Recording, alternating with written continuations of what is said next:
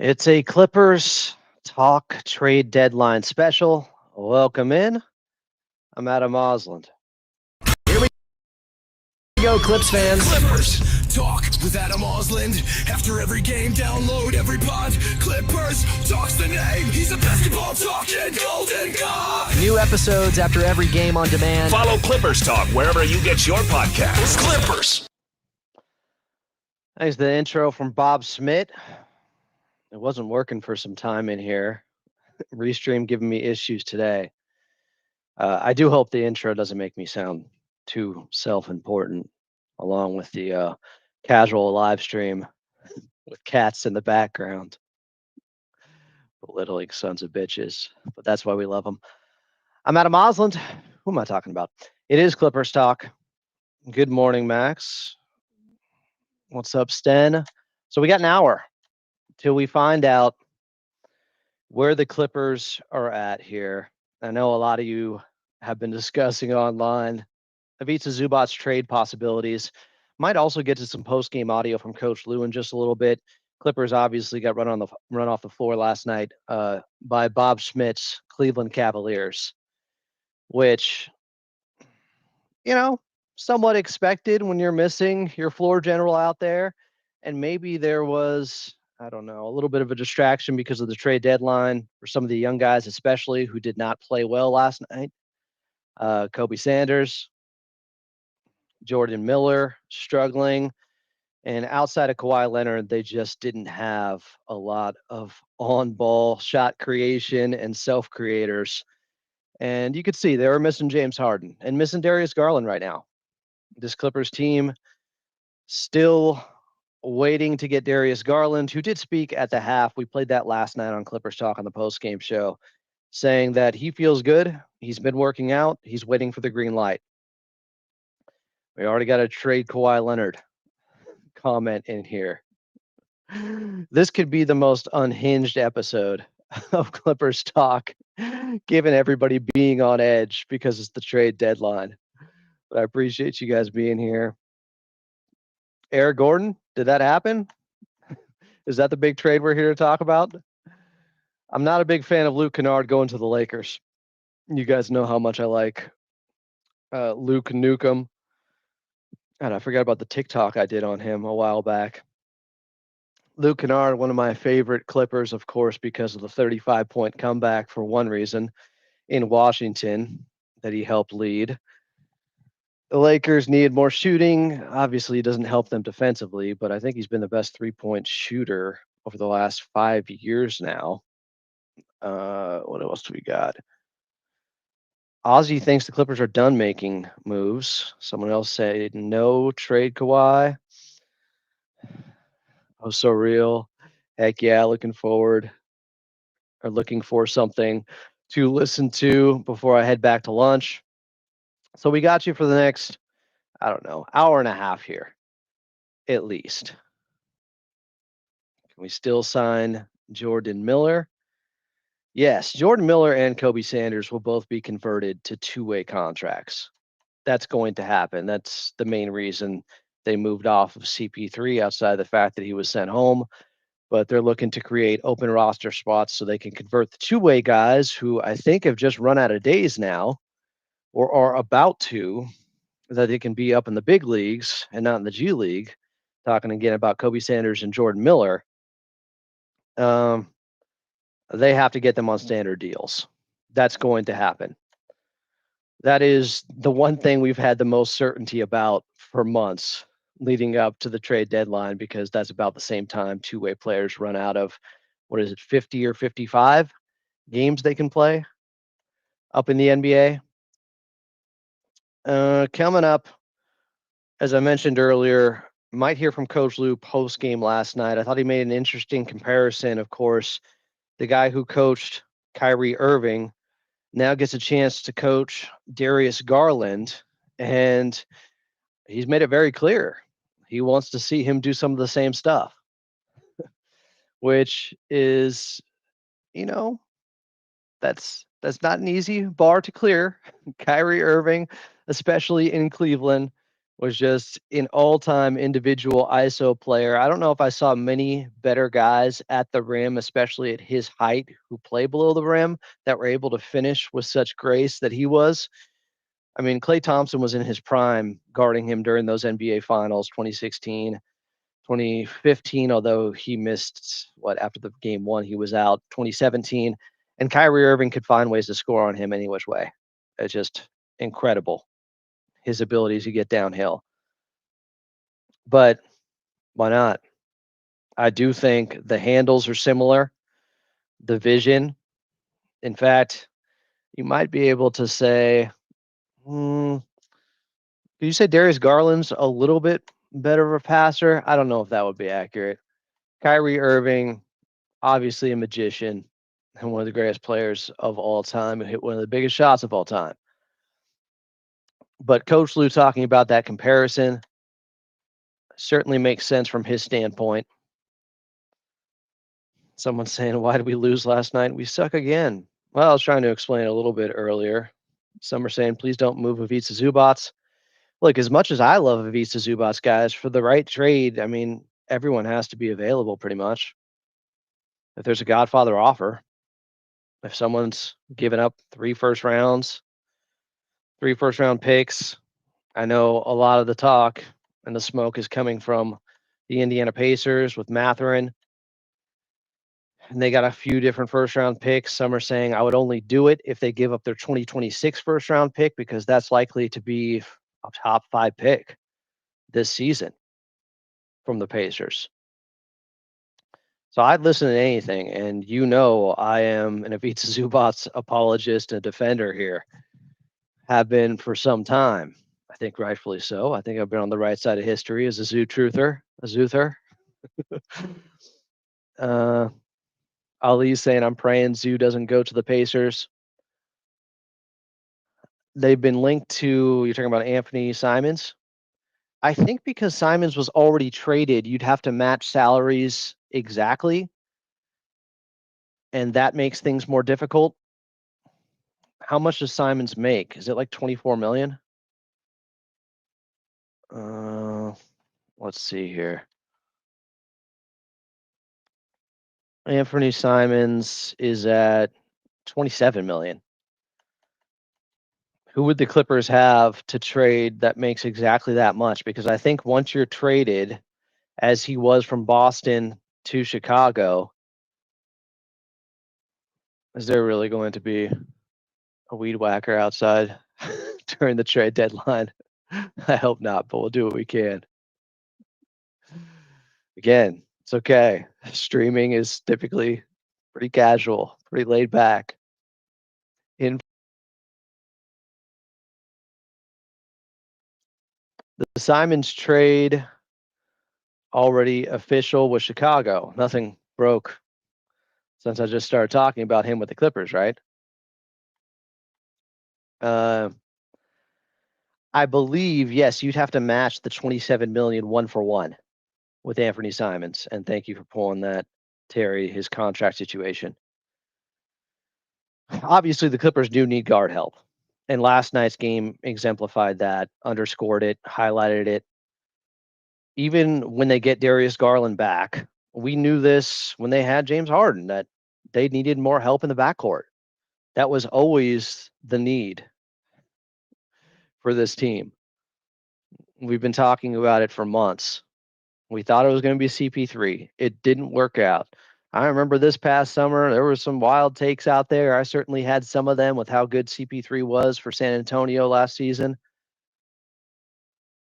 Is there a trade here?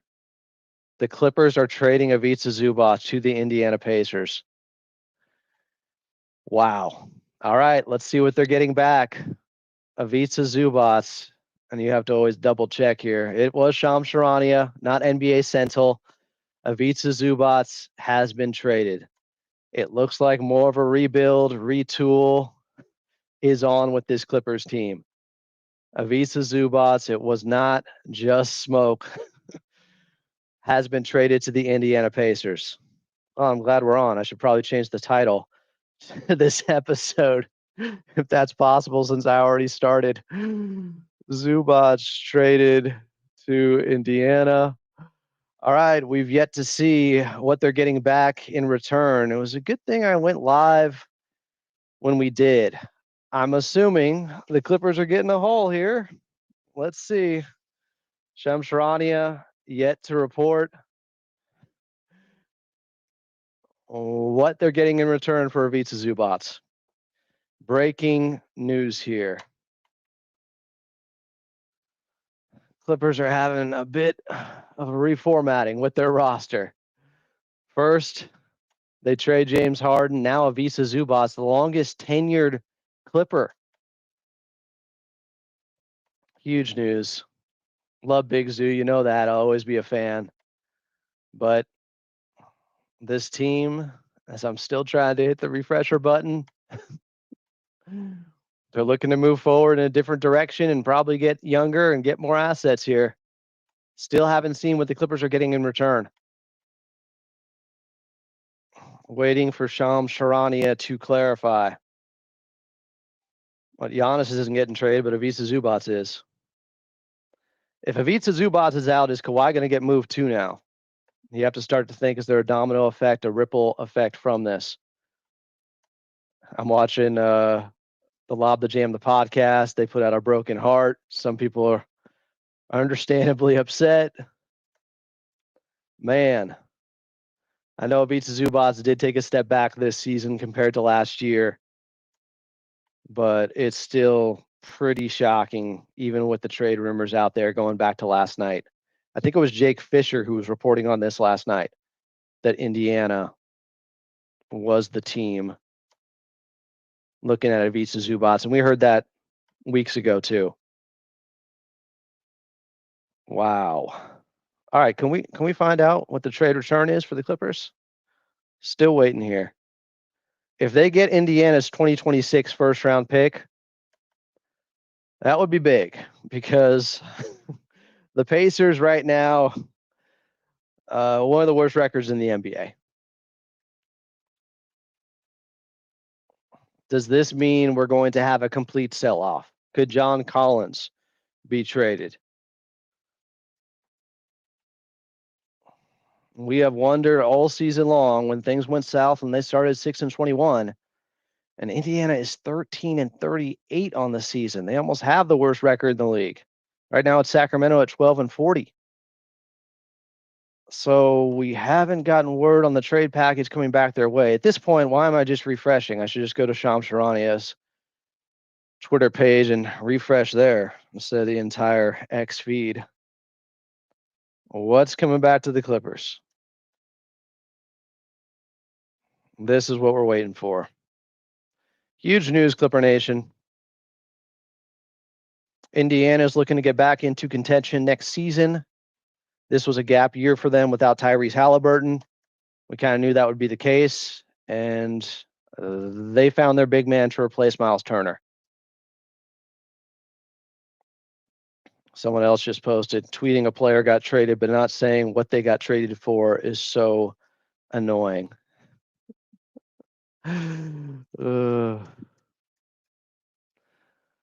Text the C&D guys. I'm live if you want to join. I'm sure we'll be on for a while now, because pretty monumental trade. Your longest tenured Clipper, Ivica Zubac, is going to Indiana. For what? We've yet to find out. Still waiting. I'm getting text messages, getting blown up a little bit here. Chuck Mockler might come on in a little bit.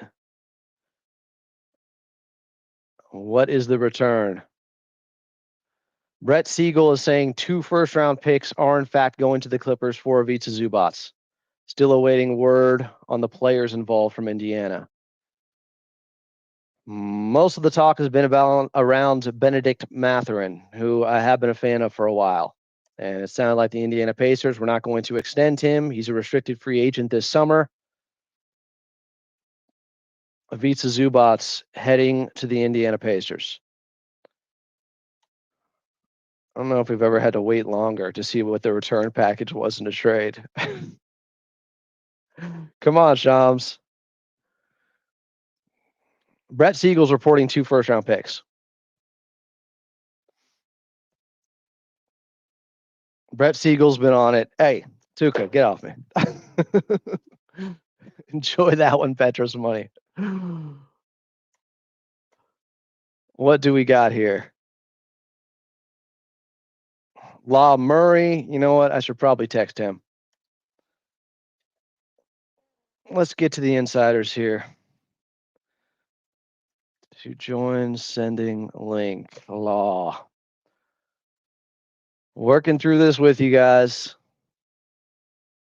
A lot of people were saying the Clippers aren't doing it unless they get a ton for him. What is this going to do with Kawhi Leonard now? You've got 45 minutes. Is Kawhi going to want out? Is this a total teardown?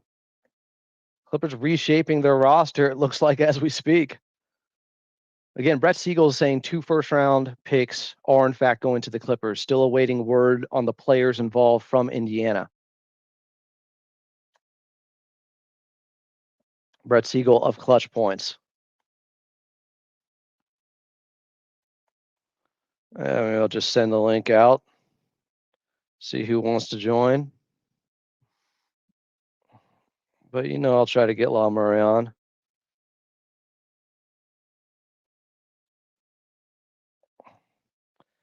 Ivica Zubac, I wonder how much this trade stuff was swirling around him and if that at all contributed to his downplay because he knew he was in trade conversations behind the scenes. Benedict Mathurin is going to the Clippers as part of the Ivica Zubac trade, says Jake Fisher. They're getting Benedict Mathurin. I'm a fan. You had to get him in this deal. I've been talking about him since Arizona. I'm a fan of Benedict Mathurin. Someone saying you're not trading Kawhi. He's an all-star. There's also the aspiration situation. I get it. I'm just wondering now, because I wasn't expecting this either. Brett Siegel confirming Benedict Mathurin also going to the Clippers. This is quite an overhaul. You want to talk about getting younger quickly. Benedict Mathurin is kind of that more advanced, more developed version of Jonathan Kuminga in terms of his game. He is. But still pretty raw, and you're going to have to pay him this summer. He's a restricted free agent. So now you have not just Darius Garland, but Benedict Mathurin on this Clippers team. That is a pretty seismic shift. So are they getting him and 2 first-round picks? Joey Lynn put out the tweet immediately. Ivica Zubac's all-time Clippers rankings. 2nd in rebounds. 5th in games played. 5th in double-doubles. 6th in blocks. Yeah, we're going to miss Big Zoo. I love Big Zoo. But I also said, if you get a Godfather haul, if you get the right trade package, everything has to be on the table.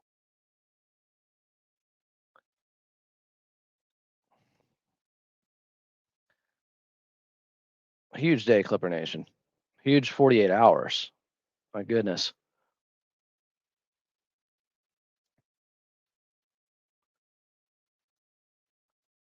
I'm still waiting to see if Shams, did he put out anything official on what they're getting back in return? Has his account been hacked? Is it my account that's been hacked? I go to Shams Charania's page, and it's only showing one pin tweet. Isaiah Jackson is going to the Clippers. Brett Siegel says as well. Isaiah Jackson is a guy who's played center and forward, I believe. Some people are complaining about his contract right away. I want to see how many years he has left. He signed a 3-year, $21 million deal. This is his first year of that deal. So he is signed through the 27-28 season. Tim Kawakami saying the same thing now. I've compared Kuminga to Mathurin recently, was wondering if Golden State could have gotten into the Zubac market. I know he has fans inside Golden State Warriors headquarters. Zoo's got a lot of fans everywhere.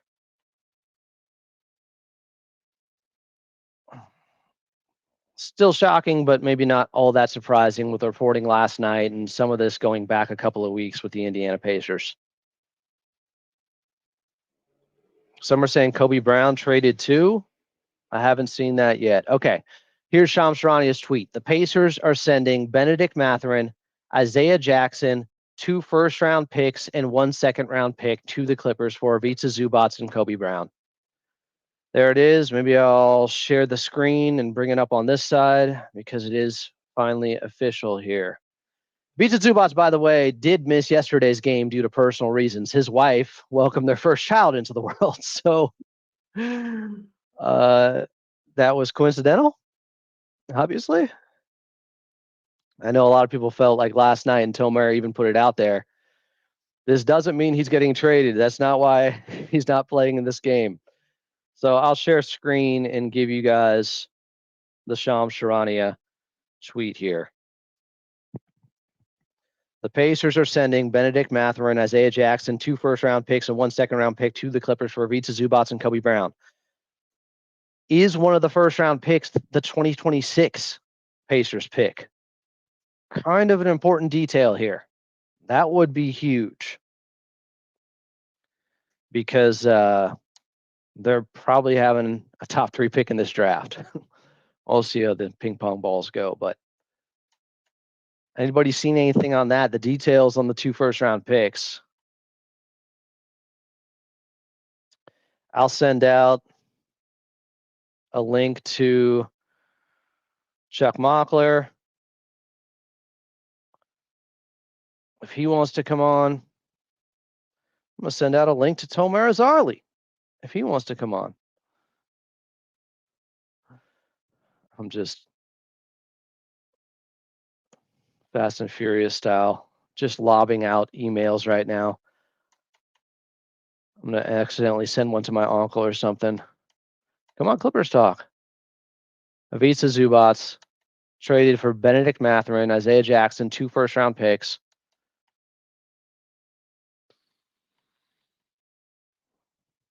You didn't get in the honest move today. The Clippers, they are receiving a 2026 first-round pick from the Pacers, protected 1 through 4 and 10 through 30. Oh, are we going to be watching the draft lottery? It's protected 1 through 4. Their 2029 pick that they're getting from the Pacers is an unprotected first-rounder. All right. We need the Pacers to come up with the 5th pick. That's what this comes down to. It's protected 1 through 4. Wow.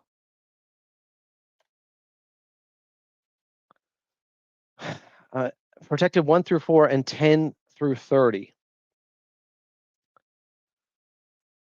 All right. So we want the Pacers to actually win a few more games. Ivica Zubac could help with that. So it ends up being 5th. Not too low, not too high. The Goldilocks scenario with this pick. It means if it lands 1 through 4, they keep their pick. That's what it means.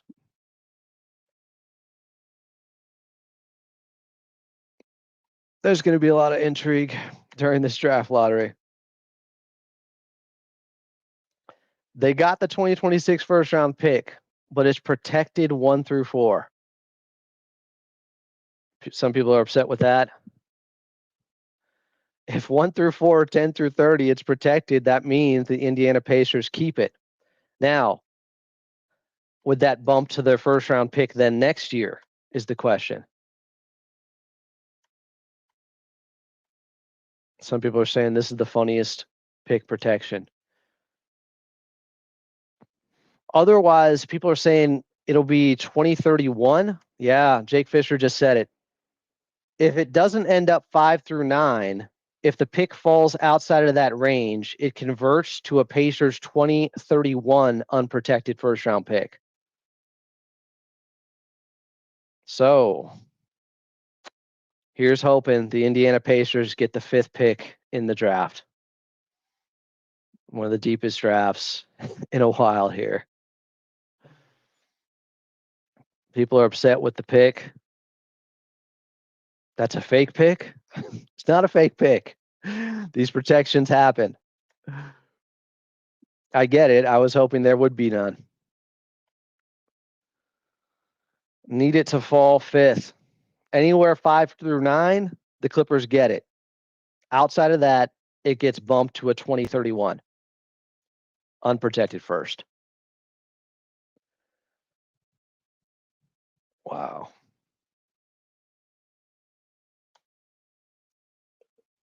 I wasn't even sure if I was going to go live today. No, of course I was. Some people are very upset with that first round pick this year being protected 1 through 4. Others, like Robert Flom, are saying this is really good. I think he's being serious and not sarcastic. So they have a 20 and 29 unprotected first round pick.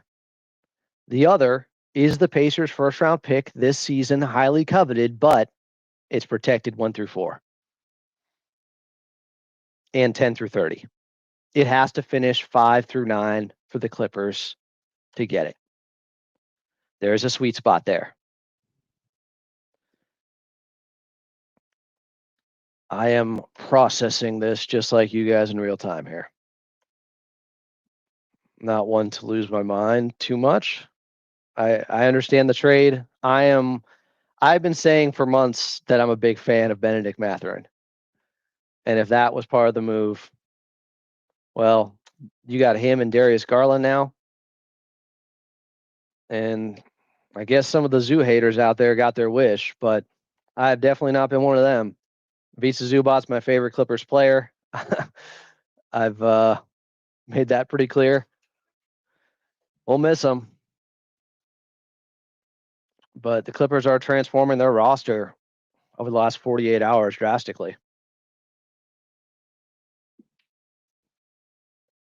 No, they don't only get one first-round pick. If they keep their pick this season, it bumps to a 2031 unprotected first-round pick. They're getting 2 first-round picks from Indiana one way or another. But this year's pick, protected 1 through 4 and 10 through 30. Kind of a big deal.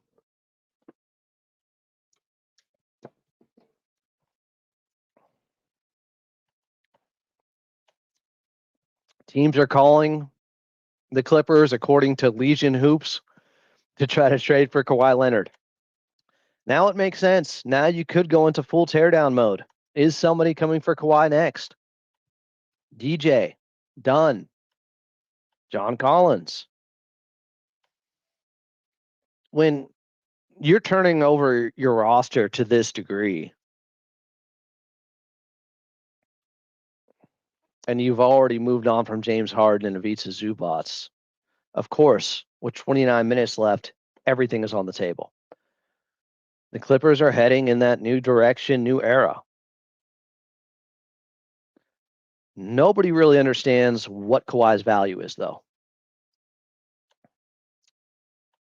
That's always been one of those things that it's a mystery, like Kawhi. Like, I don't know. He's playing great. He's playing like he might be the best player in the league right now. How long can he stay healthy? How long can he do this?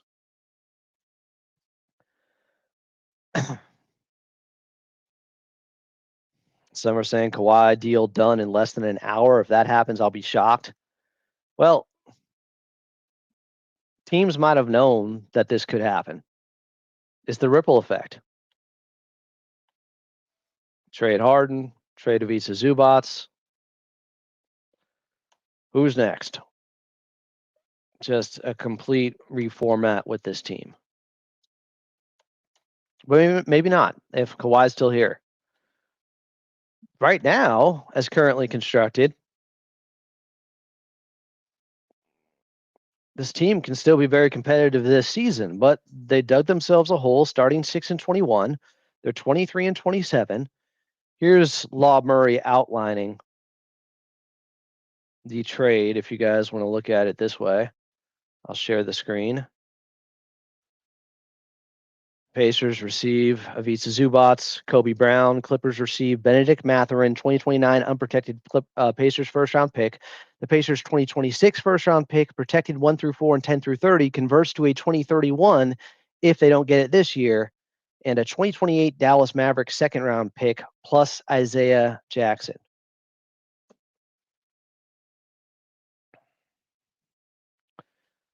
I'm frantically refreshing here.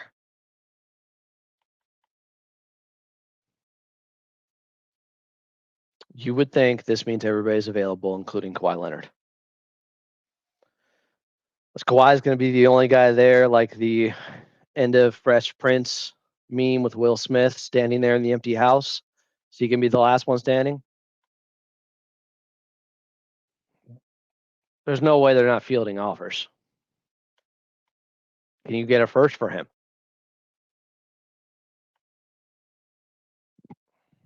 Late first? 2 firsts? No one has any idea the value of Kawhi Leonard because his contract goes through next season. So next year it is an expiring deal of around $50 million. But there's the aspiration stuff hanging over this franchise. Could he be suspended? Could that deter a team from going after him? Of course. There's far too many unknowns. I'm just going to have to wait and see. We got 25 minutes left. Someone asking what Milos Teodosic is doing these days.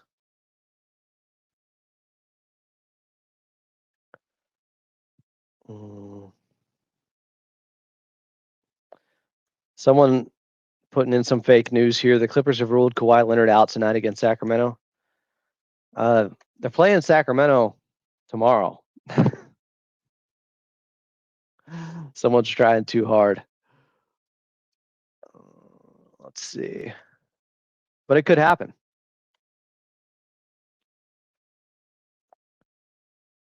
I think DJ is a valuable contract because he's only making $10 million. Derek Jones Jr. I know he's been banged up, but he just came back healthy. Bojan Bogdanovic. Also a $16 million expiring, basically. Chris Haynes is reporting the Indiana Pacers made a run at Walker Kessler with the Utah Jazz and offered a package highlighted by 2 unprotected first-round picks. It was declined, and the Pacers pivoted to Ivica Zubac. Kessler will be in demand as a restricted free agent this summer. I talked about that a little bit yesterday with Rogan and Rodney on AM 570, with them bringing in Jaren Jackson Jr.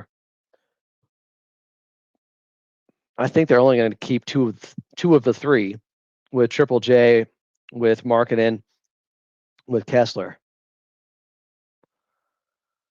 So they're probably asking for a lot more for Walker Kessler, who hasn't even got his second contract yet, I believe.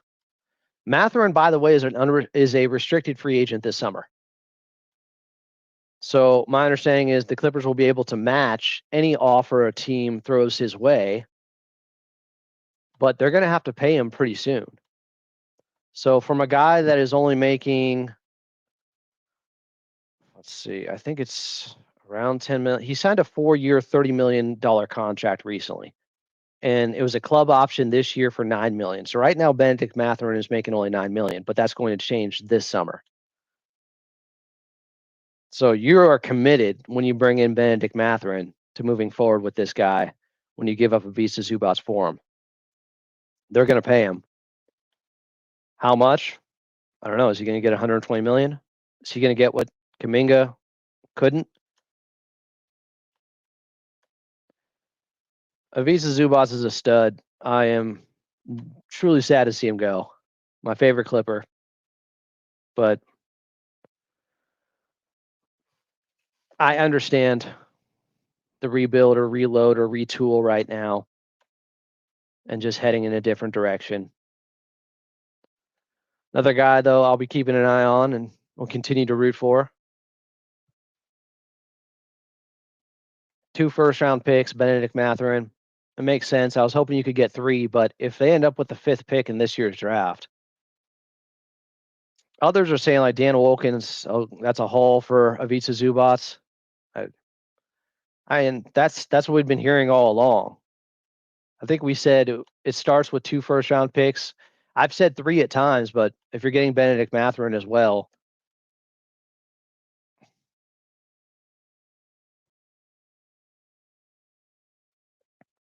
Mathurin though is still a project at this point, but he has all the talent in the world to be a two-way player in this league. He's 23 years of age. He'll be 24 in June. Like I said, he's a rich man's Kuminga, and definitely will be after he gets paid this summer. He's in that type of mold, but he showed probably a little bit more potential. He's hence rich man Kuminga. He is shooting 37% from 3 on the season. And he's had 2 seasons now shooting 37% from 3, Benedict Mathurin. That's really the most encouraging thing. That's really your swing skill.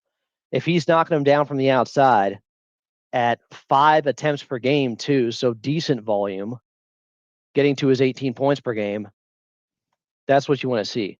I don't think his defensive full potential has been tapped into enough. Jeff Van Gundy will help with that, but it's there. If you watched him at Arizona at all, this was one of the guys I watched a lot during the draft. I was very intrigued by him. The Pacers got a good one in Ivica Zubac. No, he's not quite as big as Kuminga. He's 6'5", 6'6". He is a little bit smaller, but you look at the draft combine stuff and the specs and wingspan and all that. He's a top tier athlete and has the ability to, I think, guard other teams' threes. That's what you're looking for. Again, is Kawhi Leonard going to be moved now?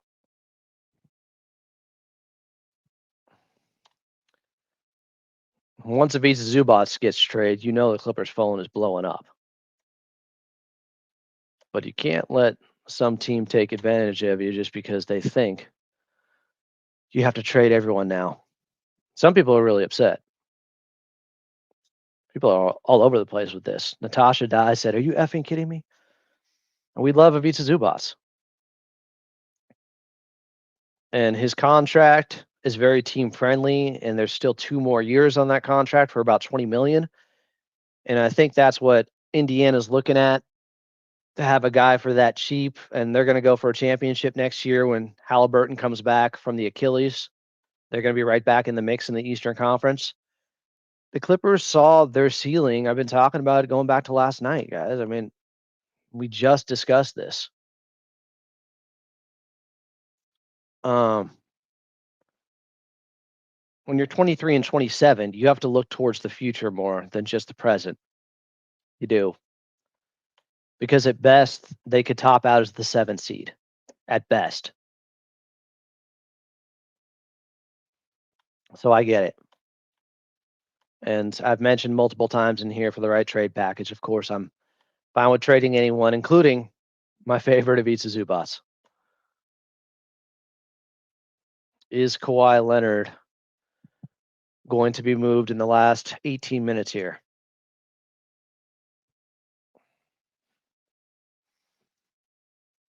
Zubac was good against Jokic. People are going hard after Lawrence Frank here. Very divided, like people were about Ivica Zubac.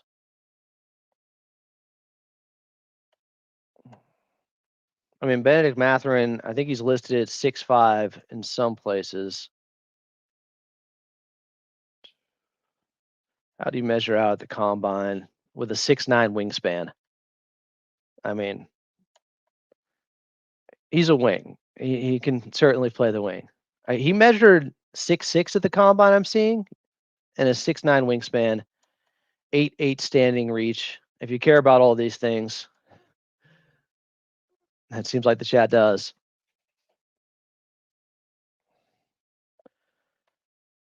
But the Clippers are filling the cupboards back up with young players and assets.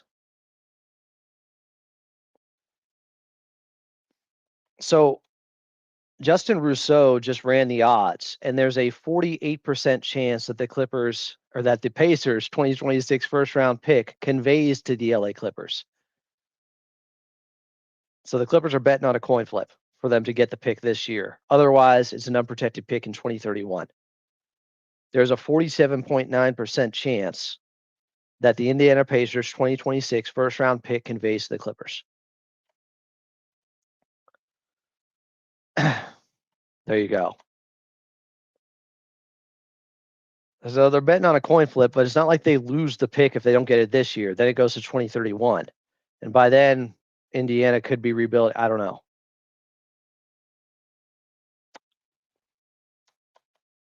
It's definitely bittersweet. Love Ivica Zubac. Understand the Clippers going in a different direction.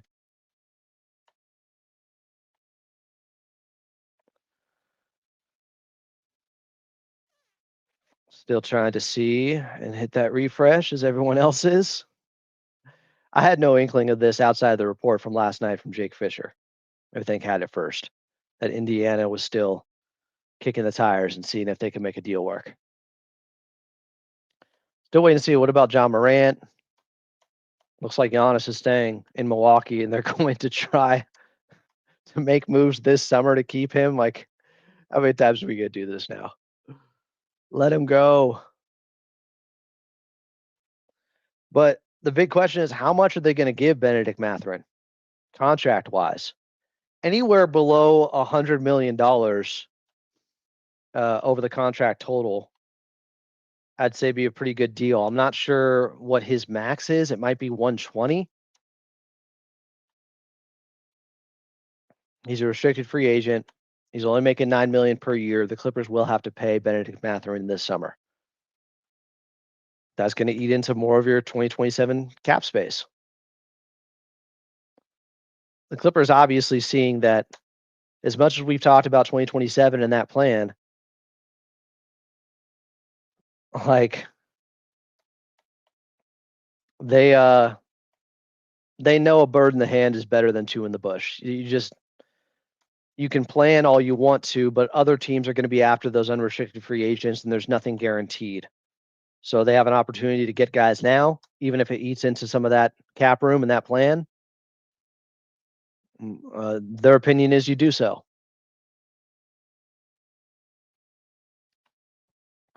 People want them to sell high. Well, I think they're 17-6 the last 23 games. I think still the hottest team in the NBA over that stretch. Certainly top three.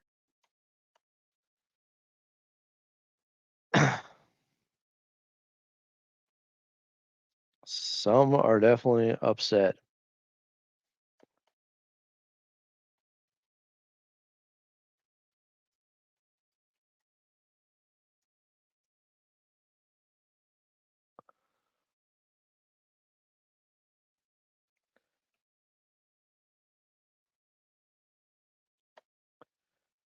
Is Kawhi next?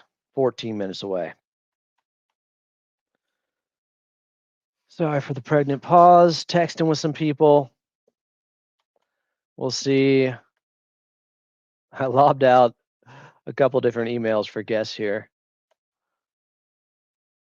Again, it's not really official till they pass the physicals, but Dime Dropper said, wow, it really happened. I'm in shock. So appreciative of Ivica Zubac and all he did. I like the return, though. It sucks to see Ivica Zubac leave, but you get it with the state of this Clippers team right now. This also tells you, like me, they're dangerously high on Yannick, as we like to say.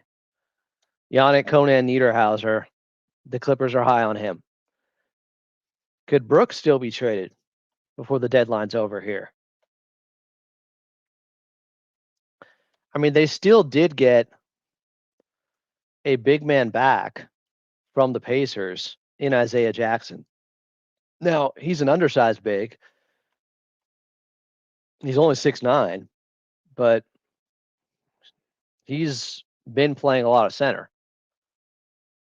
He's not a three-point shooter, so he needs to play center. So if you're wondering how they get by without Ivica Zubac, especially after what we saw last night, yeah, that's one reason.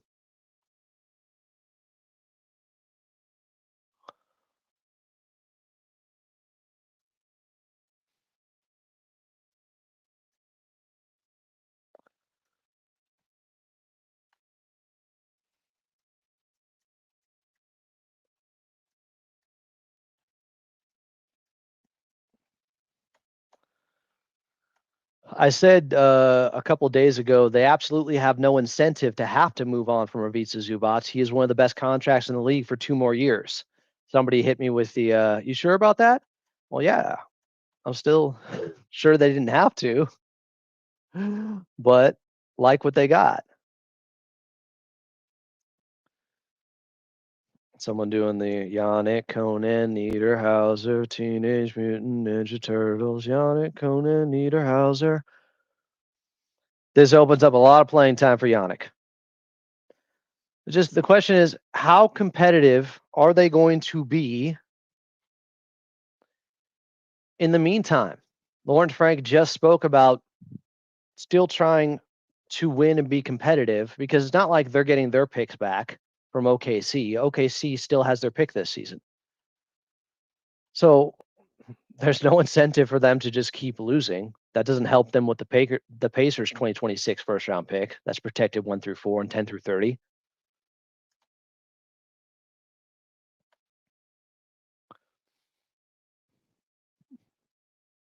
Ivica Zubac becomes a father last night. Today becomes a Pacer.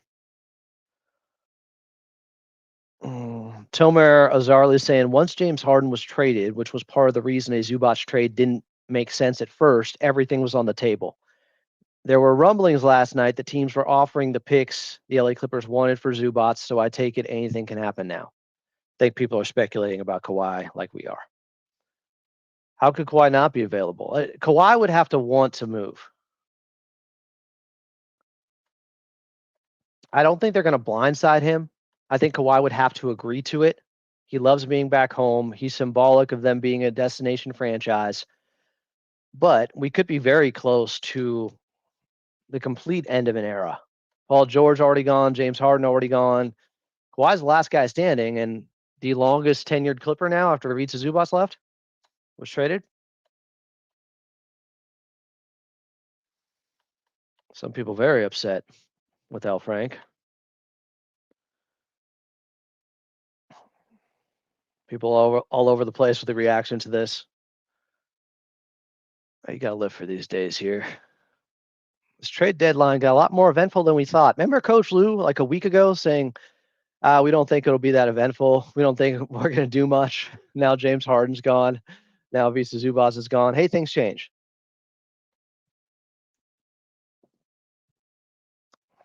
Nine minutes left. The clock is ticking.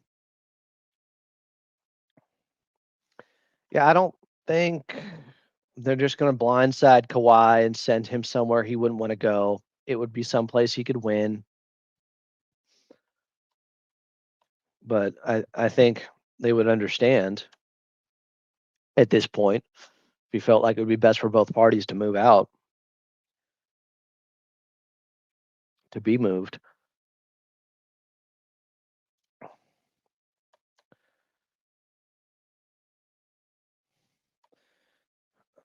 Is there a civil war going on in the chat right now between Clippers fans? What's happening? Windhorse pointing out that Zubac just went kind of for more than Anthony Davis went for. Well, yeah, he's a lot healthier. I'd rather have Ivica Zubac than Anthony Davis. I don't know why people thought they should have got more for AD. How? He's completely unreliable with his health. Clipper fans, we understand that. Matt Mattawarren from the Talking Shit podcast said, pretty great haul for my guy Zoo. I hate to see him go, but it's a nice return. I feel like I'm going to end up doing like a 4-hour podcast today. It's like the free agency podcast.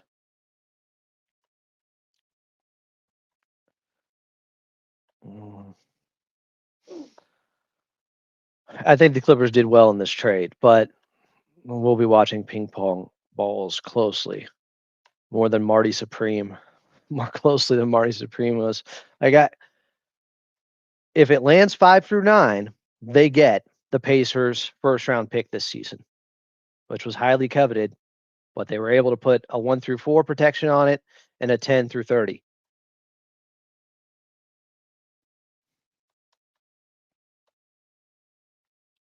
There is that Goldilocks zone. So we got 7 minutes left. Is Kawhi staying?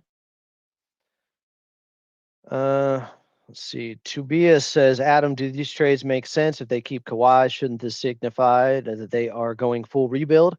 Can't do that with Kawhi on the team. I think it's more of a retool. Like, there's no reason they can't still be very competitive with Darius Garland and Benedict Mathurin. The center position, Ivica Zubac cleaned up a lot, so they definitely could get worse with their rim protection. I don't think it's a for sure thing that, full rebuild is the right way. I'm thinking of the Lakers roster. The right way. Good for them getting Luke Kennard, the exciting whites. I wouldn't characterize it as full rebuild. I wouldn't.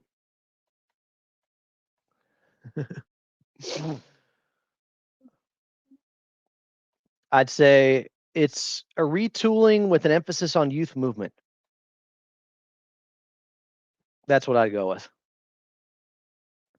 People are bummed about Ivica Zubac. It is the end of an era. I love Ivica Zubac. You guys know this. A lot of people are saying, I'm the biggest Zoo apologist, and yet I'm here and I'm okay with this trade. I said before, you get a haul for Ivica Zubac, you get a Godfather offer. This is pretty close to that. Whoa, Chris Haynes just said the Clippers are not moving Kawhi Leonard. Chris Haynes is the connection to Kawhi. That's solid information. Chris Haynes says it. Los Angeles Clippers aren't moving Kawhi Leonard. So that takes care of that. I think they can still be very competitive. I think Kawhi, when Benedict Mathurin was coming out of college in Arizona, one of his comps, by the way, was Kawhi Leonard. If you watch the draft process leading up to it and all the analyst talk. All right. Game on for this season still. Get the 7 seed. Give yourself a chance in the 2-7 matchup. Hopefully you take on a young San Antonio team that could obviously beat them, of course. I'm just saying, out of the options, that's probably the best versus Denver or Houston. Chris Haynes saying they're keeping Kawhi.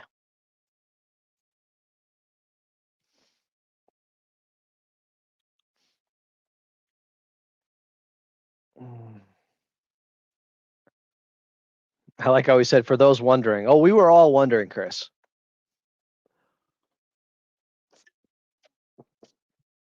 I knew there was a reason. I ordered 4 energy drinks from 7-Eleven earlier. I didn't sleep much last night because I thought something might break then. So, excuse me, I'm a little bit punchy, a little bit overly caffeinated and jittery. Some are joking. Frank got a massive haul for Kobe Brown. I think it was for Ivica Zubac, but I'm rooting for Kobe Brown too. He's got to find a shot from the outside to be an NBA player, though, when he's 26 now. I think. He has other skills, but that's his swing skill. LOL WTF Eric. Already put up a drawing that you guys can see. Ivica Zubac giving a bro shake with Chuck the Condor. The Predator shake. Handshake. Kobe Brown revenge tour. Hey, I'm rooting for him. I like Kobe Brown. Some are saying they're becoming Pacers fans because they got Kobe Brown. Kobe Brown stands, stand up.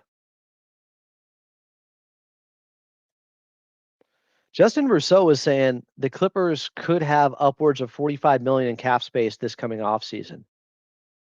Is that accounting for Ben's next contract though?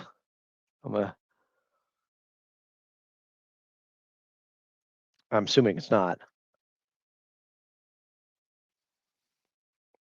So that's not quite a max slot. But again, they're going to have to pay Benedict Mathurin. He's a restricted free agent. You don't make this move not to hold on to him, and you should. I'm excited. Benedict Mathurin out of Arizona was one of my favorite players coming out of the draft. Full potential hasn't been tapped into somewhat because he's been on a good team where obviously Indiana had that magical run to the finals last season. He played some during the playoffs. He had some good moments, but he's still just a young player at 23. Let me see in his log what his best playoff games were last year. So, well, he had 24 points in the game 7 against Oklahoma City. Well, that's not nothing. Remember, they were still leading at the half, even though Halliburton tore his Achilles, I think, midway through the first quarter. Indiana still had a lead at the half. Benedict had 24 points in that game. He had 27 points in game 3. It was better than I thought. Better than I remembered. Against New York, he had a 23-point game, a 20-point game. Against Cleveland, a 23-point game, a 19-point game, an 11-point game. Against Milwaukee, a 14-point game, a 13-point game. Benedict Mathurin, yeah, he was not just coattailing his way to the NBA Finals with this team. He did some damage.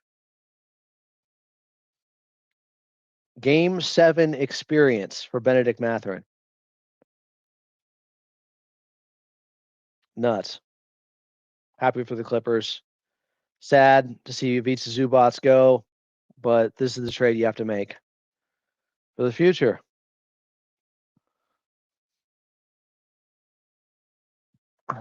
Okay, so Justin Rousseau said obviously that would be with not re-signing Benedict Mathurin. Hence the upwards part. You don't trade for Benedict Mathurin, give up Ivica Zubac, and then let that guy go. Things would have to go disastrously for them not to retain Benedict Mathurin this summer. He's a restricted free agent, so they can match any contract that he's offered.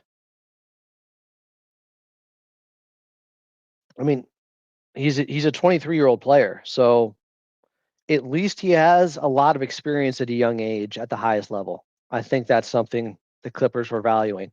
Darius Garland has a lot of experience for a young player, relatively. He just turned 26.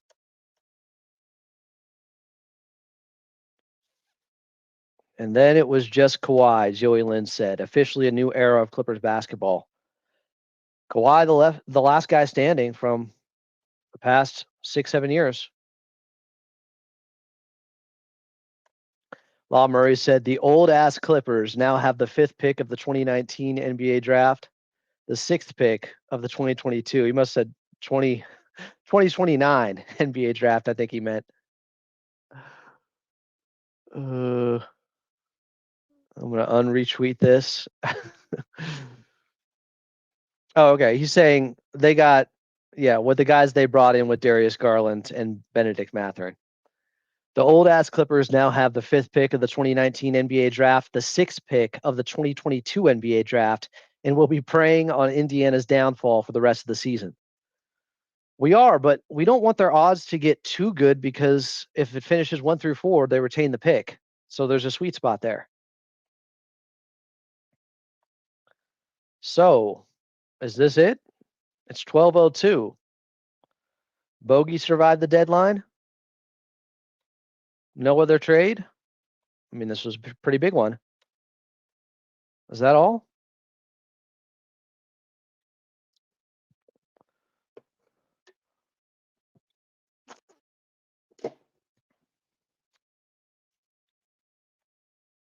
That's it? All quiet? What's next? We just wait to see what happens with the league investigation on the aspiration scandal, possible scandal.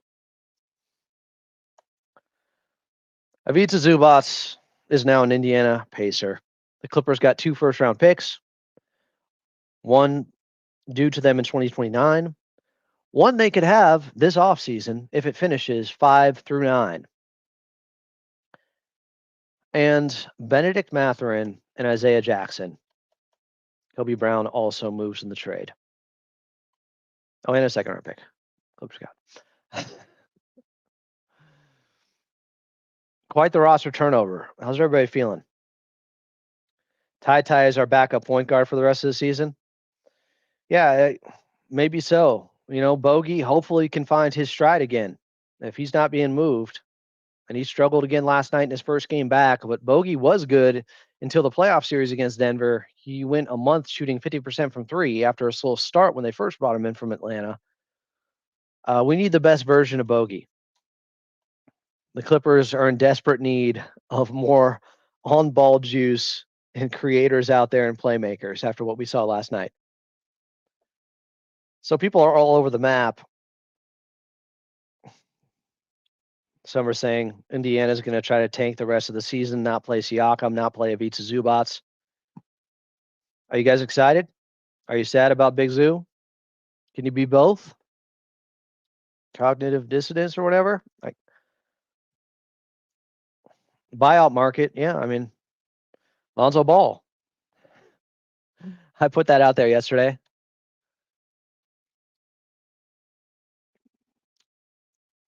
All right, I'm going to see if anybody wants to come on. Let me lob out some text messages here. They're probably all writing. Beat reporters.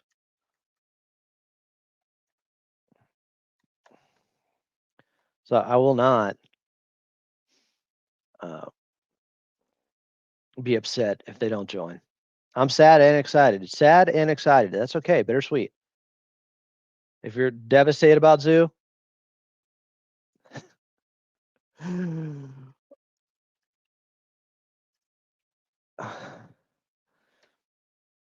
going to see again if Law Murray will join. Should I just resend the email? Law, in case you didn't see it earlier, how about now? But all these guys have to write for their publications.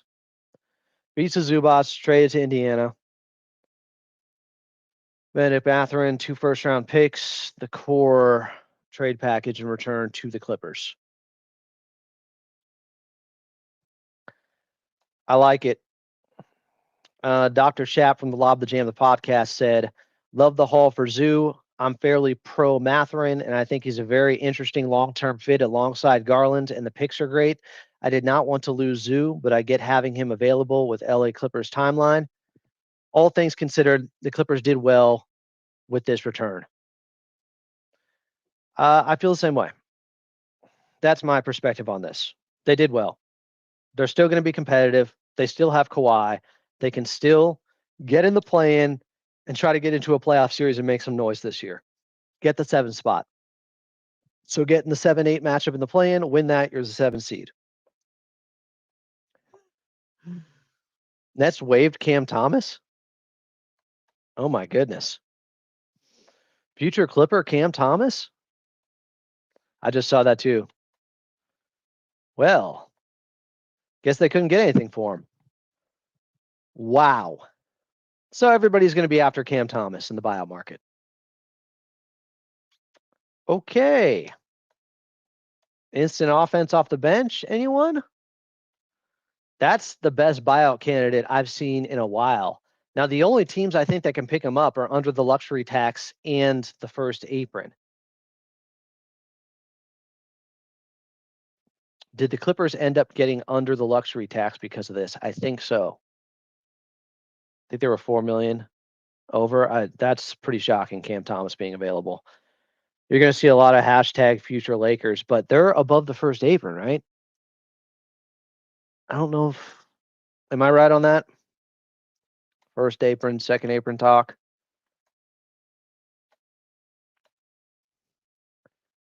They were done with Cam Thomas, clearly. So you still got smoke for Zach Lowe? Yeah, he is a Lou Williams type.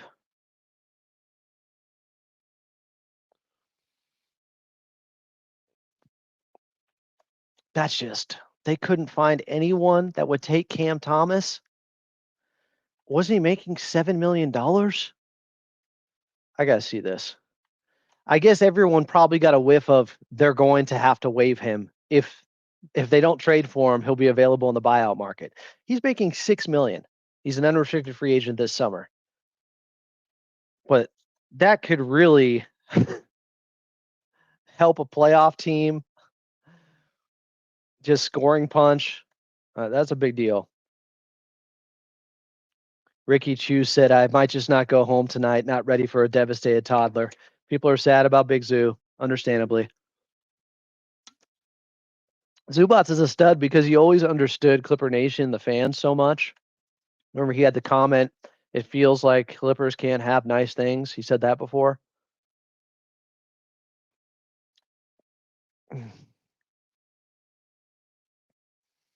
Appreciate you guys in the chat. Just trying to see if anything else is coming out late here before we say this is the Clippers roster the rest of the season. You know, there's some leftover moves sometimes after the closing bell in the aftermarket. Cam Thomas, wow.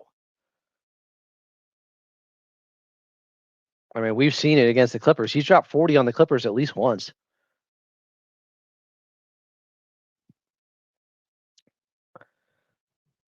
Everyone's saying, Clips, get on this now. The thing is, if you do bring in Cam Thomas, I mean, that's a move for this season. That's probably a rental. And I mean, that could hurt the development of Kobe Sanders, Jordan Miller. I mean, they hold on to Bogey, DJ, and Chris Dunn. Bogey, DJ, and Chris Dunn are still here, it looks like. So you got to understand, with DJ back, that's already going to eat into minutes from Kobe Sanders and Jordan Miller. But they have, you know, gotten plenty of experience so far this season and plenty of opportunities.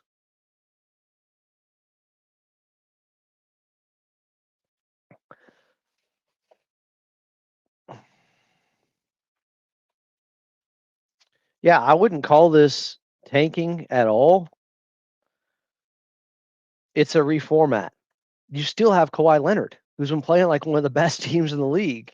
They are trying to win still. They're not trying to give OKC a lottery pick this year. They got 4 tough games before the All-Star break. And Kawhi eventually got in, rightfully so.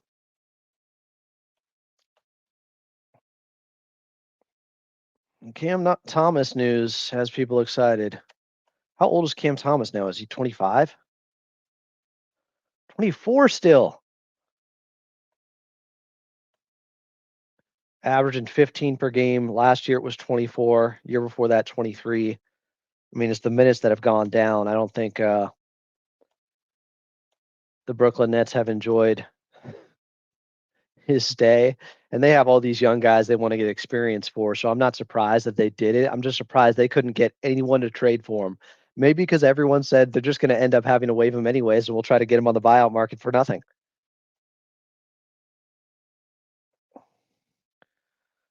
I can't get to the draft yet and who the Clippers should pick up because it's 1 through 4 protected. It has to land 5 through 9 for the Clippers to get this year's Indiana Pacers first round pick. Otherwise, it reverts to a 2031 unprotected first round. They're getting it somehow, either this year or in 2031. According to Mark Spears, Cam Thomas is, quote, super excited and ready to actually help and contribute to another team. My next team is getting an elite scoring, good playmaking, and a good combo guard. Kind of weird that saying elite scoring, they're almost being too honest about his skill set. Good playmaking, and a good combo guard. I'm guessing this was drawn up by whoever represents him. I mean, hey, I'm all for it. If Clippers get Cam Thomas, that's fine with me. Who's starting at shooting guard and center? If you had to choose, well, it's going to be Brook Lopez starting at center. At first, for sure. Yannick may get in there at some point. Brook Lopez not moved. Let me see what G Mona's up to, who I had on the show last night.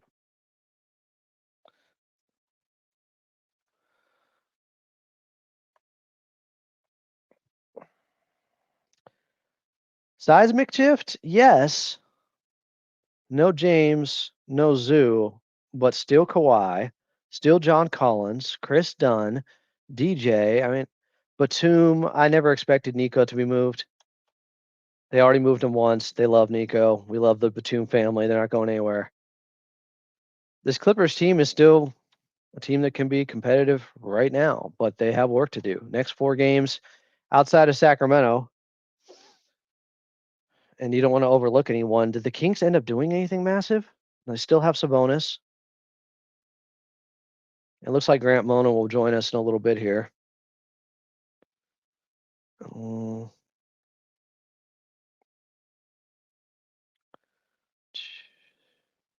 Send out a link.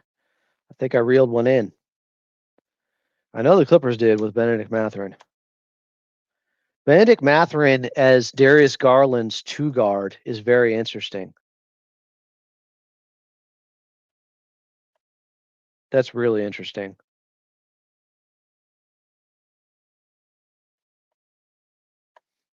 I guess I'm going back on Rogan Rodney. At 2 o'clock. I'll still be streaming on this side. We'll simulcast it. It's okay. It's okay, Petrus Money.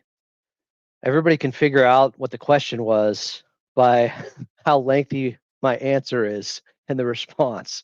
People in the chat are smart enough to figure that out. I love PMS, but they were killing me yesterday. Grant Mona joining us shortly. What a retool by this team. Retool. Reimagining. Not a complete teardown. Everybody the Clippers got can help them now. And there's 2 guys in particular that can get much better in the future, and Darius Garland and definitely Benedict Mathurin. Beal is still on the team. He's only making $5 million next year. So that's, if they want to move him, that's not difficult.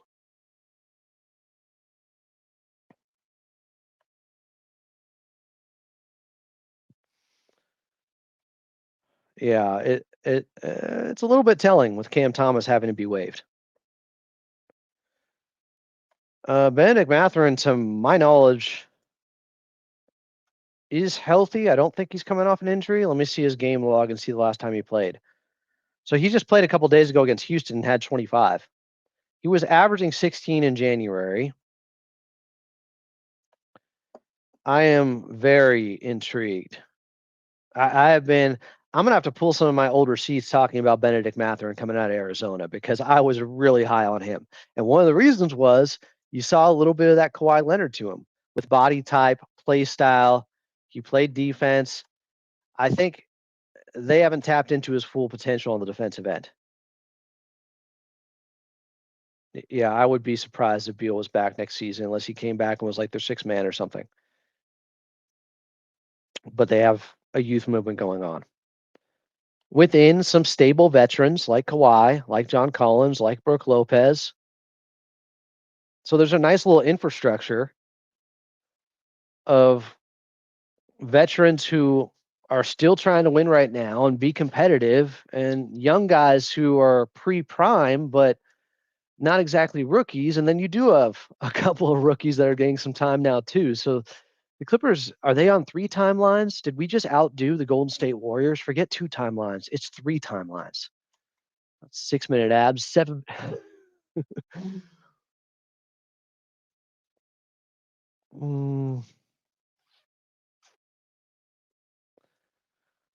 The real question is, how much is Benedict Mathurin going to get as a restricted free agent from the Clippers? I don't see any world where they let him go after trading Ivica Zubac for him. So the idea of, well, they could have like $40 million this offseason.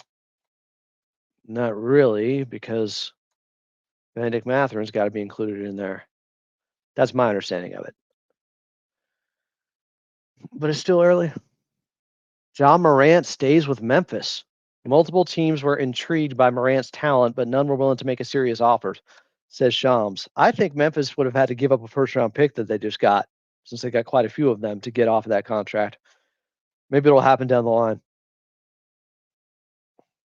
You guys want Yannick to start over Lopez? I don't think that's going to happen. Not at first, at least.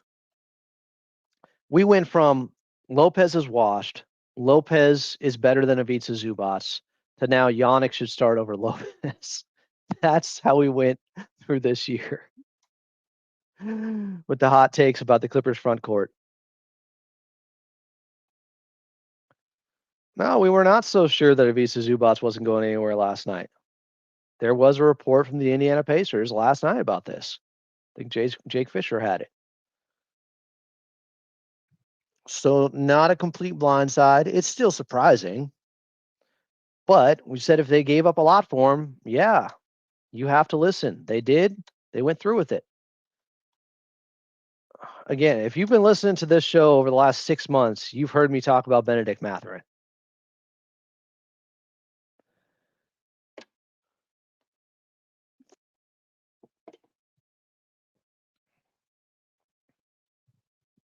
Yeah, he's a restricted free agent. Mathurin's not going anywhere. You don't get in a guy this talented, this young, to then let him walk. It's not just the first round picks they're getting. It's Benedict Mathurin.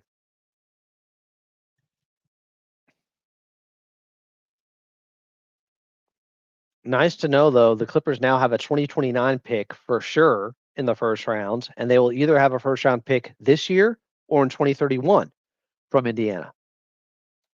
So all of a sudden, more assets, whether you want to use them or trade them, the Clippers are refilling the war chest. I think Lawrence Frank at the front office did a great job here. Some of you guys don't like it. It is tough to see Ivica Zubac leave. Farbod and Shari had a good tweet. That Clippers team from 2021 was really a special crew of people. Guys like Ivica Zubac, Terrence Mann, Reggie Jackson, Nico Batum were some of my favorite people to be around in my 14-year NBA career.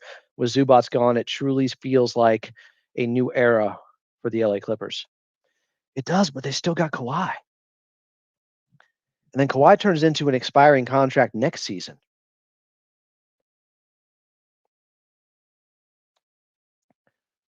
I'm glad they didn't trade him. Now, we'll see what happens with the aspiration thing. Maybe there's no way to make a trade for Kawhi right now, but I want to see what this team can do and how Benedict Mathurin can learn under Kawhi. Because that was a comp with him coming out of Arizona. Lofty, yes, but he's very talented. He's not quite as big as Kawhi.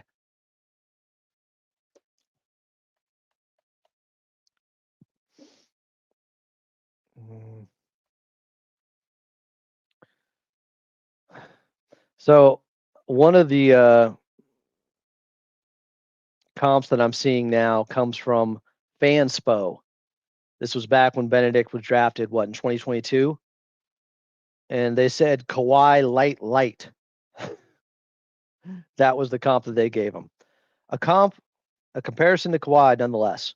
Stump, what's up? Lakers gave us Zubac, and we turn it into a first-round pick. Benedict Mathurin, let's effing go. Frank Cooking, he deserves that extension. Not just one first-round pick. They're getting 2 first-round picks.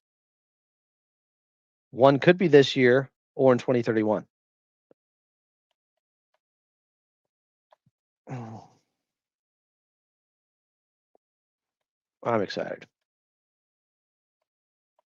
And I'm also sad. Ivica Zubac, the great Clipper. He'll be back March 4th. They take on Indiana March 4th. That'll be a good tribute video. Why would they start a rookie over Brook Lopez right now? Y'all were telling me Brook Lopez was better than Ivica Zubac during the 6 straight games they won when Zubac was out. And now you think Yannick can start over him?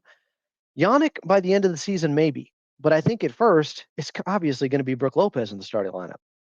Doesn't mean Yannick's not going to play a lot. It also doesn't mean that Isaiah Jackson won't play, who's a big they got in this trade. But he's only 6'9". He's undersized. Zoo statue.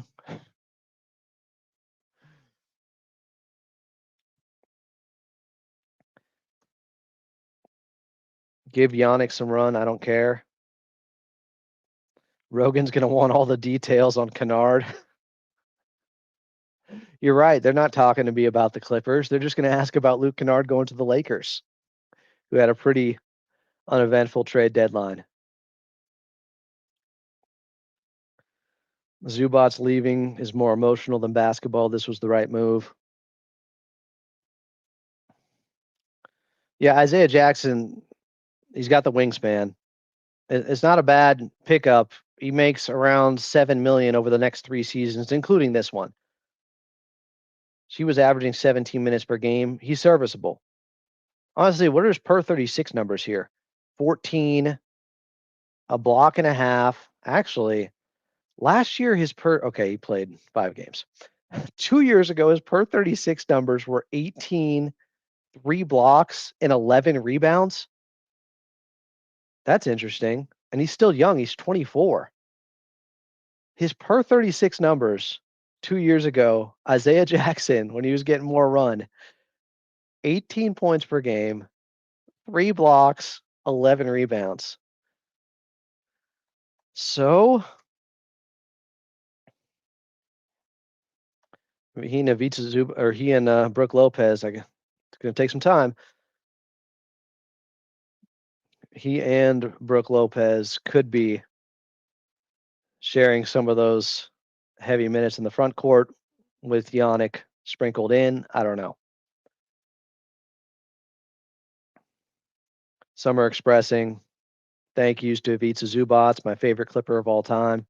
He's definitely one of mine. Some are posting the deadpan shot of Kawhi Leonard saying Kawhi got emotional after the trade, and it shows the before and after, and Kawhi has the same look on his face. Join the show right now from the Sporting Tribune. Just had him on pregame last night. Didn't know this was going to occur today at the trade deadline. It is Grant Mona from the Sporting Tribune at gmona48. Grant, thanks for doing this. How you feeling about Ivica Zubac leaving the Clippers and what they got in return? Well, first of all, I hope my connection is good enough. Can you guys even hear me? Like, Adam, can you hear me? All right, we're good. I just want to make sure. Okay, I just want to make sure. Connection's a bit spotty, but we're going to talk about Ivica Zubac. I am shocked, Adam. I am shocked because of how quickly everything kind of transpired. You look at, James Harden and Ivica Zubac, they're 2 of the Clippers' best players, right? And you look at how they performed over the past month or so. You look at the direction of the front office, okay? This front office has maintained the notion, Adam, that they want to be financially flexible. They want to prioritize cap space in 2027 and 2028. We've heard that so much, right? And I think for this Clipper team, it got to a point to where, yes, they had won a lot of games in a little amount of time. Yes, they turned their season around. But you have to start to focus on the future at some point. And yes, Kawhi Leonard is still playing at an all-star level. He's still playing at an all-NBA level. But 2027 and 2028, they had Ivica Zubac under contract and obviously Darius Garland, but that's it. So now you move from let's try to win now with an older roster to pivoting hard to get a package like they just got for Ivica Zubac. Adam, this haul that they got for Zoo is massive. People may not understand that now because they're still kind of grieving the Zoo loss. But if you look at it, you have a potential lottery pick there. You have an unprotected first in 29. You also get a second round pick, which the Clippers are pretty good at drafting in the second round, by the way. And you also get Benedict Mathurin, who is the Clippers have actually loved for a while now. I can report that. The Clippers have, I wouldn't say coveted him, but they have been monitoring his situation for a while. They have really liked his scoring ability, his athleticism. So the fact that they get him and Isaiah Jackson, who, yes, has had injuries, but he is also controllable. He is a young center that they can maybe throw in there and see how he can do with Yannick Niederhauser. But I'm rambling here, but Adam, the point here is that the offer was too good for them to pass up. It just was. And Zoo is an ultimate professional. He's one of my favorite players to cover as a Clipper. And Indiana's getting a great one. It hurts, really. Like, this stuff hurts in the short term because Harden and Zoo were the ultimate Clippers. And obviously Zoo was the longest tenured one. But you have to pivot at some point, and that point just happened to be in the last few days. The Clippers got offers that they really couldn't turn down. Yeah, I think it's that simple. It's not that they were looking to get off of either of these guys. First of all, it sounded like James Harden was the one initiating things to be moved. And with the Ivica Zubac, it was if there's a good enough offer, they will listen. You mentioned Benedict Mathurin. I've been pretty high on him for a while too, coming out of Arizona. They got the draft capital they were looking for. Now it is top 4 protected, and basically it has to fall 5 through 9 in this year's draft for them to get it. But there's a 48% chance of that happening, according to Justin Rousseau. So you pivot, as you mentioned, and you move into a new era while still being competitive and retooling and getting younger here at the same time, which is really tough to do. And I think they deserve a lot of credit for being able to balance that and thread that needle here. And you bring up a great point is that, I know that Lawrence Frank said it gives them a chance to win now when they traded for Darius Garland, gives them a chance to win now and then also in the future. But I still kind of believe now listen, I don't think that this Clippers team is going to be nearly as good as it was with Zoo and Harden. That's kind of obvious here, but I really love the prospect of having a fresh look here.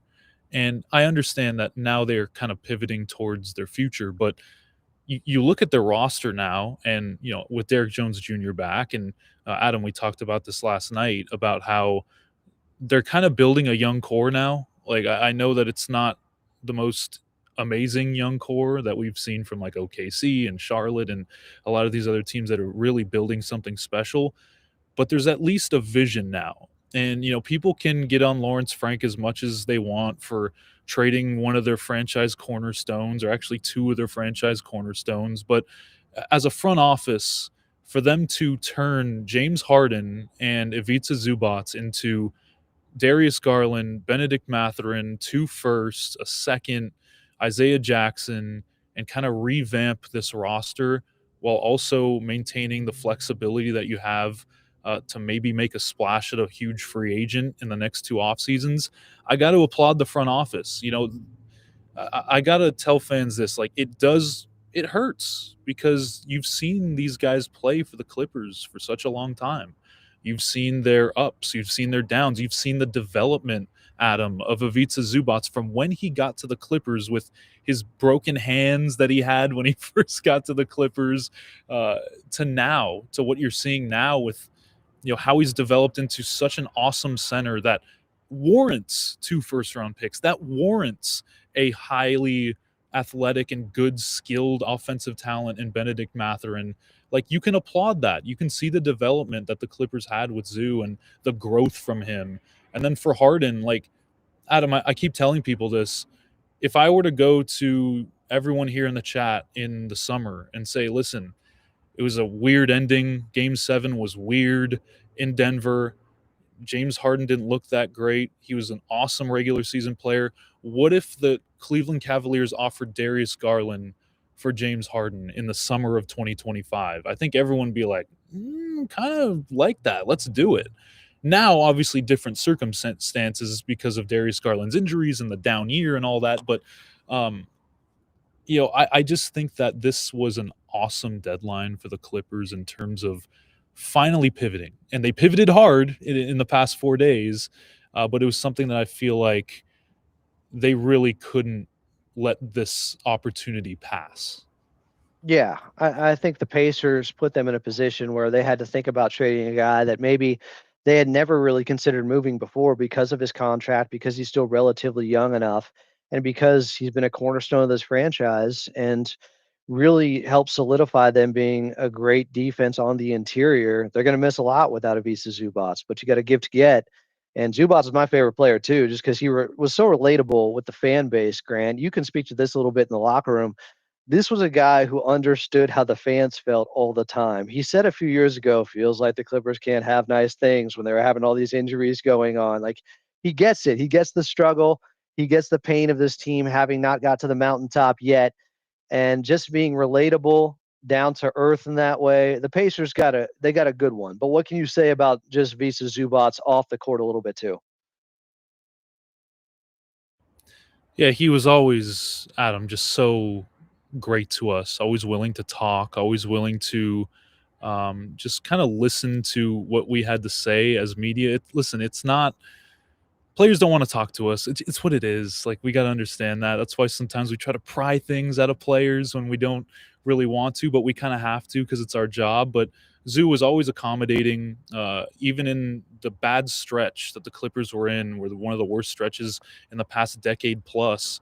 Zoo was willing to talk about it. He was willing to voice his frustrations about it. He was willing to, off the record, talk with us about life and different sports and stuff like that. He was just always willing. And I think that's the biggest part of this. And something that I think a lot of people are missing here is that Zoo was just a great Clipper. And I'm not talking about on the floor, but with the fans loved him. He loved them back. And the biggest part of this is that Zoo, even in that losing stretch, like I just mentioned, when they were all down and they were losing more than they ever have as a, with Zoo as a Clipper, he was so competitive. He just wanted to win for the organization. He wanted to win for the fans. He wanted to be available for the fans. We would ask him. He would be limping around after an ankle injury or after a calf injury.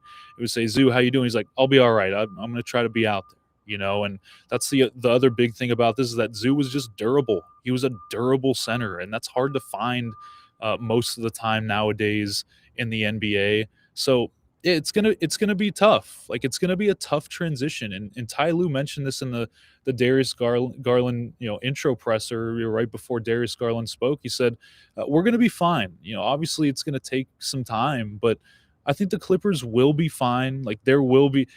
I'm gonna go back to what Nico said. I think it was either 2, maybe 3 years ago, where he said, there's gonna be light at the end of the tunnel. Like, it may take us a while. And Kawhi's also said this too. There's gonna be light at the end of the tunnel. For Clipper Nation and for the Clipper fans. It's just that you have to get through this rough period, and it's just like breakups. It's just like when you lose your job, it sucks in the short term, but in the long term, you may find a better opportunity that may have worked out for you. So, Adam, it's just crazy because before the season, or actually during the bad stretch the Clippers had, it was more like, when is Lawrence Frank going to blow up this team? When is Lawrence Frank going to finally pivot to a rebuild? When is Lawrence going to do all this stuff? And now people are like, why did he trade Zoo? Why did he trade Harden? Why are we pivoting now? So it's like, we were talking about this yesterday, kind of joking about it. Damned if you do, damned if you don't. But at this point, the Clippers did what a lot of people wanted them to do. It's what the front office wanted to kind of pivot to. And I think that we have to just wait and see, because this offseason may bring more. We'll have to see what happens with Kawhi Leonard. It's just something that has to come up now when you trade away James and Zoo. You have to mention Kawhi Leonard. Obviously, the trade deadline's passed. He can't be moved now, but there will be conversations had about what his future entails. Were you surprised that Kawhi didn't get moved? They only had about 40 minutes to do so after trading Ivica Zubac, but reports were teams were calling, of course, oh, the Clippers are having a sell-off. Maybe we can get somebody for cheap here. And yet Kawhi's still there. Brooke is still there.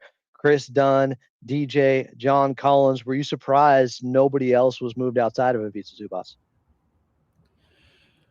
I am kind of surprised that Bogey was not moved. Bogdan Bogdanovic has a weird contract because obviously teams don't want to take on that contract. Obviously, it would be beneficial for the Clippers to try to move on from him, but um, the Kobe Brown aspect I kind of understood. But like you said, Adam, when the Clippers got word that James Harden wanted to move on and they had to look for trades for that, and obviously this has been materializing for not just the past few days, but I've been hearing like some weeks now. It kind of puts you in a little bit of a bind because you want to get the best package for Kawhi Leonard. You don't just want to send him out for, one first and a couple of ancillary pieces from a team, because that's kind of what you would probably get on trade deadline day. So if there were any conversations about Kawhi being traded, those would have happened over the last few days or over the last week. This would not have been something that just materialized today.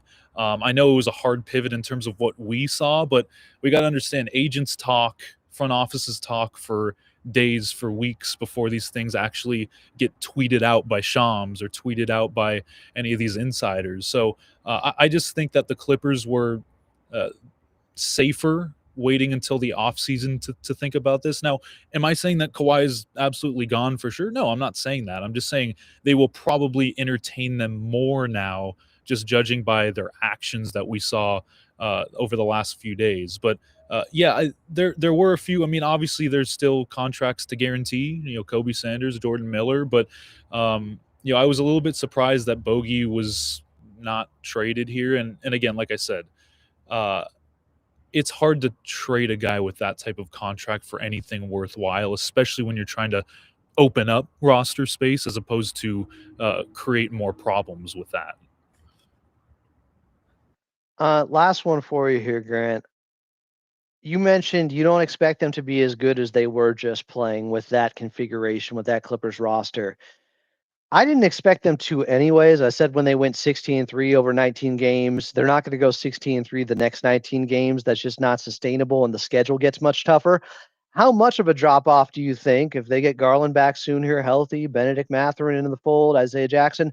How much of a drop-off are you expecting considering the guys they held on to? I wouldn't expect like a huge drop off, but I would expect, a little bit of one. Now, there's no doubt that the Clippers got more athletic. There's no doubt that the Clippers got a lot more, I guess, younger, and they're going to play a lot faster.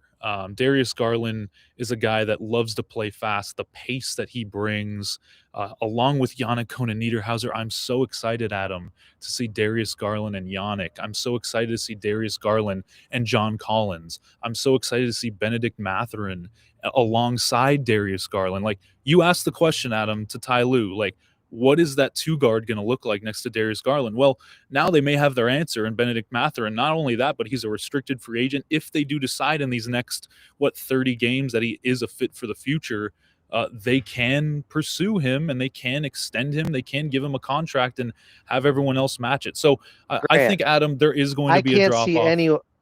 There is. I can't see any way they don't match him. Sorry, we got too much lag here. I shouldn't have jumped in. How do they not match him after giving up Ivica Zubac? Like, you have to retain him, right? All good. I listen, Adam. I will say this: if I'm cutting you off, excuse me. If I'm cutting you off, excuse me. I'm just going to end with this and then hop out of here. I think.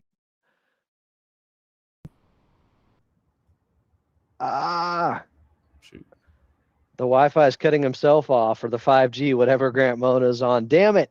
At G Mona. Oh my goodness, Adam, they don't want us to talk about this. I think I'm back. Oh, and we lost Grant.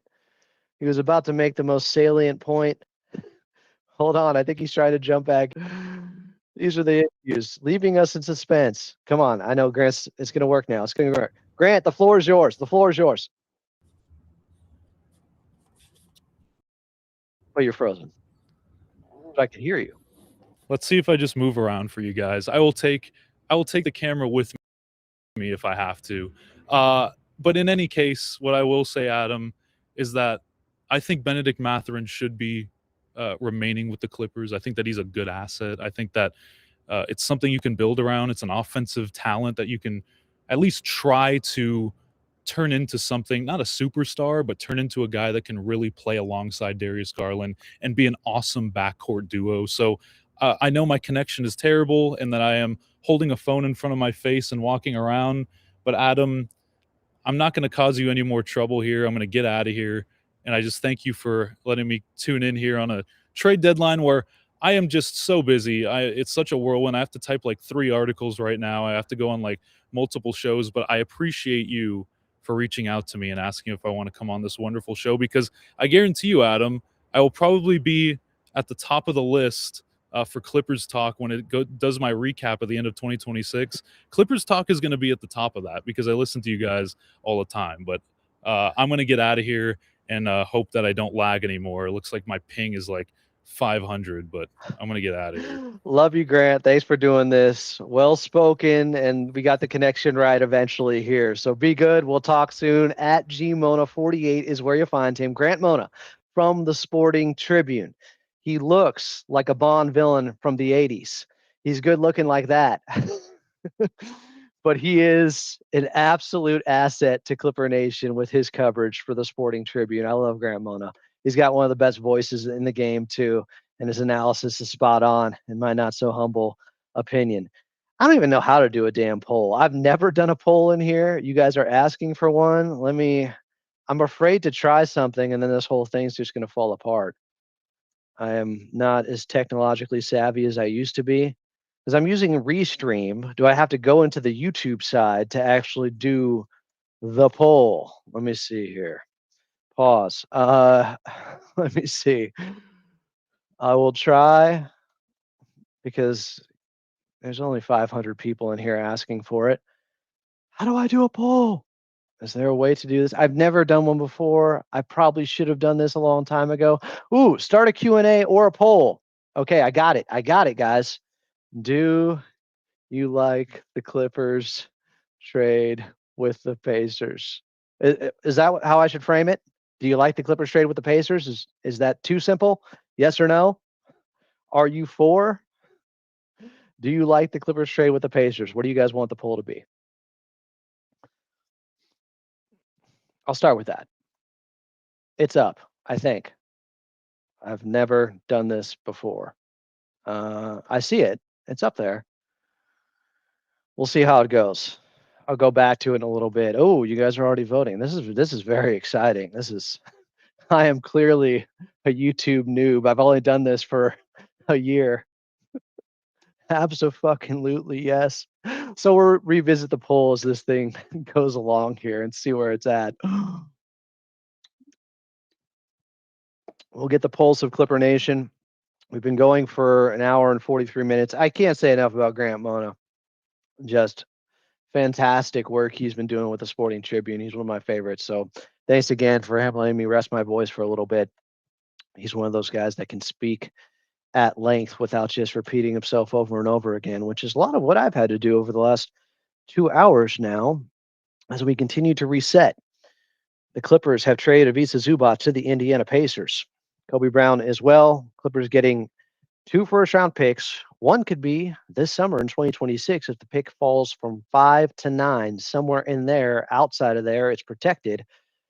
And then you also have a pick in 2029 that's unrestricted. And if the pick this season isn't given to the Clippers, they will get their 2031 first-round pick.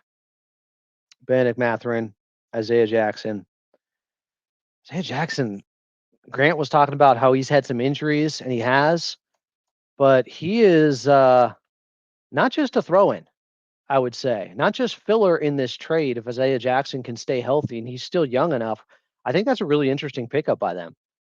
Reminds me a little bit of when they got Montrezl Harrell in the Houston trade, and nobody really knew how good he could be. No, I don't know if it's going to end up like that. But he has played 38 games this season and started 14. So because they're in this rebuild there, they don't have Halliburton, a gap year, I should say, in Indiana before they go back after a championship next season. He's gotten more minutes. What's the poll at now? Now I'm kind of excited. Survey says, what do we got here? I'm probably not even going to be able to see it now and have no idea how this works. Can I vote too? And all I'm seeing is chat summary up here with some stupid Gemini AI thing. Where'd the poll go? Can anybody tell me where'd it go on the restream side? Okay. So right now with 140 votes, it's 77% are saying yes, they like the trade. It's pretty overwhelming. Can we get that to 80%? No, I don't want to sway anyone. However you feel. I know it's an emotional time for some. Hey, who's a bigger zoo defender than me? And I still feel great about this trade. It's bittersweet. It's a little bit sad, but I think it's the right move for their future. You had to start worrying about their future. And even though, yes, they have a chance to make some noise this season, I think still, if your ceiling is getting the 7th seed, you have to start making moves that are more focused on the future than the present. And that's what the Clippers front office is doing. And that's what I'm guessing their assessment was. Grant Mona texted me. Let's see if we can get a different guest on here. You know what? I'm going to try another friend of mine. Went to the same school as me. Should I tell him, like, want to join the show? And tell them there's like 500 people in here. Would that entice them more to get a guest on? Appreciate everybody in here in the chat. This is just one of those marathon shows here. I don't think I've done a show this long from home. During the free agency period last year, once free agency opened, we did it from the iHeartRadio studios. But I have multiple Ghost energy drinks, Welch's Grape, and yes, they taste like them. I wish I could get one of these drinks without the caffeine as like the chaser later on when I want to keep drinking them because they taste so good, but I can't keep taking in caffeine because I think like 500 milligrams and you're cooked or something like that.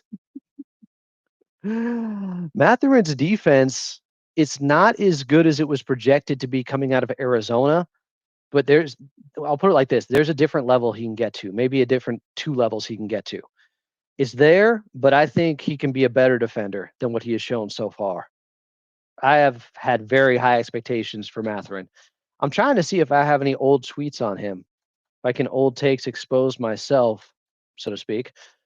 Benedict Mathurin is somebody that I have had great interest in going back to that draft in 2022 with him.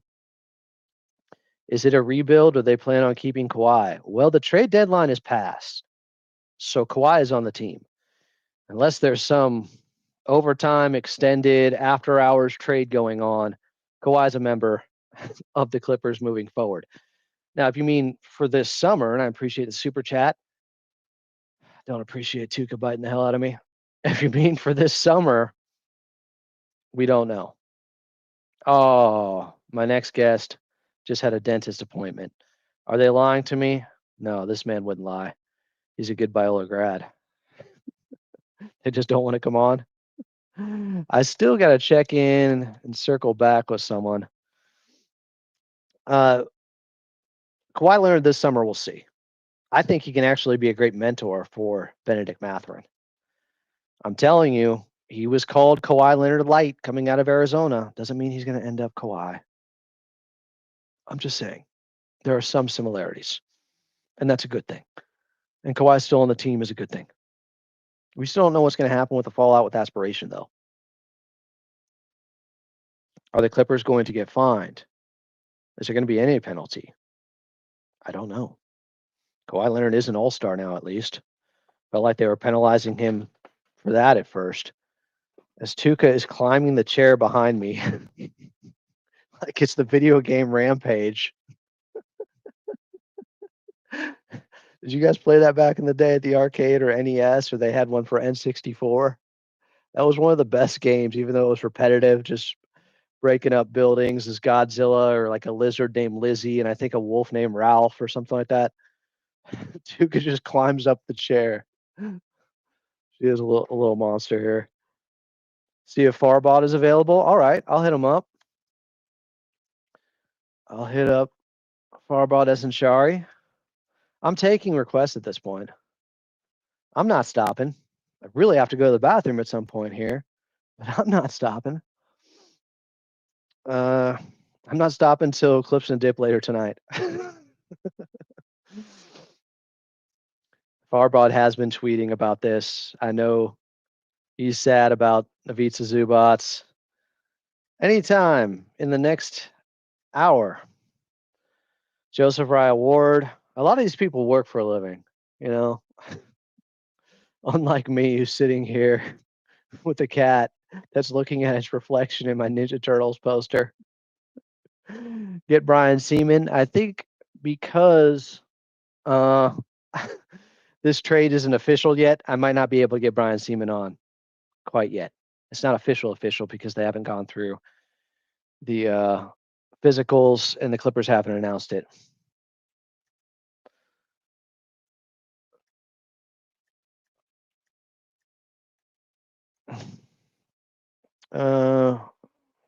Bring on Law or Chuck. Chuck's working right now, I think. I did send him a link earlier. We're doing Clips and Dip later tonight. Let's see. Did I send him the right link, though? The guest request line is open. I need Law as well. We got to get Law at some point here. Hey, Law, what you doing, man? You busy? Writing things up on The Athletic right now? Get Tomer. I think Tomer might be doing his show right now for Clutch Scoops. I'll text him anyways. What the hell? I did send him, but he's got multiple emails. Want to come on the show? Brett Siegel. I've had him on before. Should I just shoot for the moon and try to get Shams Charania on? Those are less analysts and more, breaking news guys. I want to know what people think about this. Not that I turned down Shams Charania. People are still hating in the chat. Get Chuck the Condor on. Chuck might be busy. Who was Chuck's little sailor mate that they had?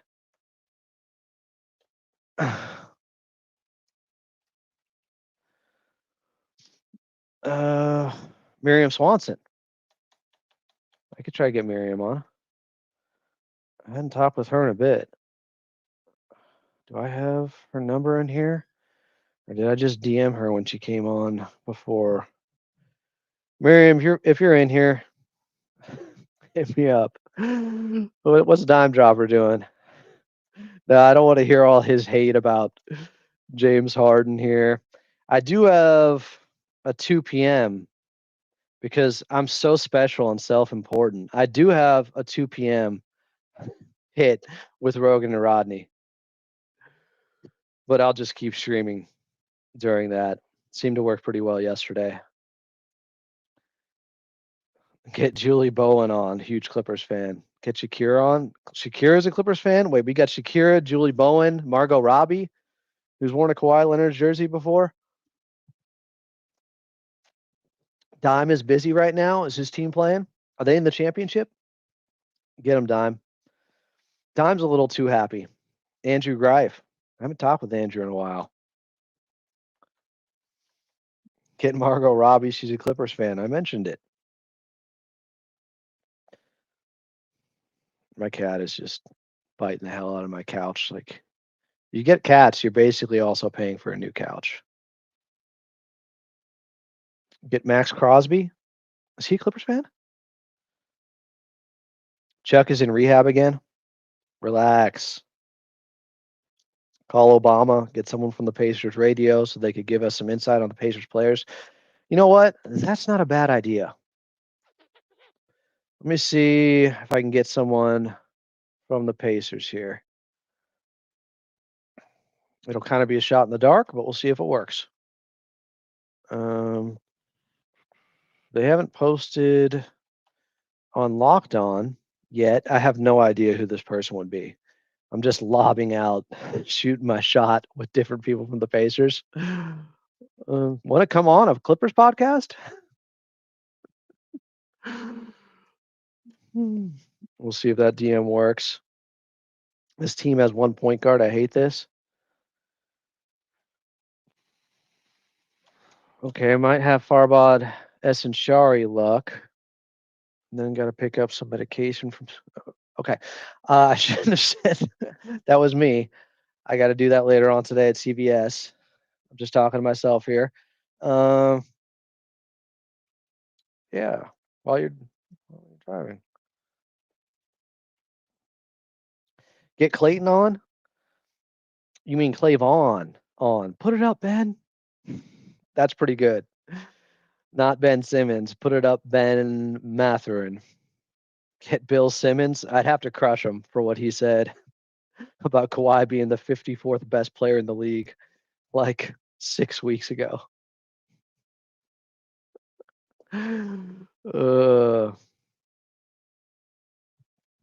Okay.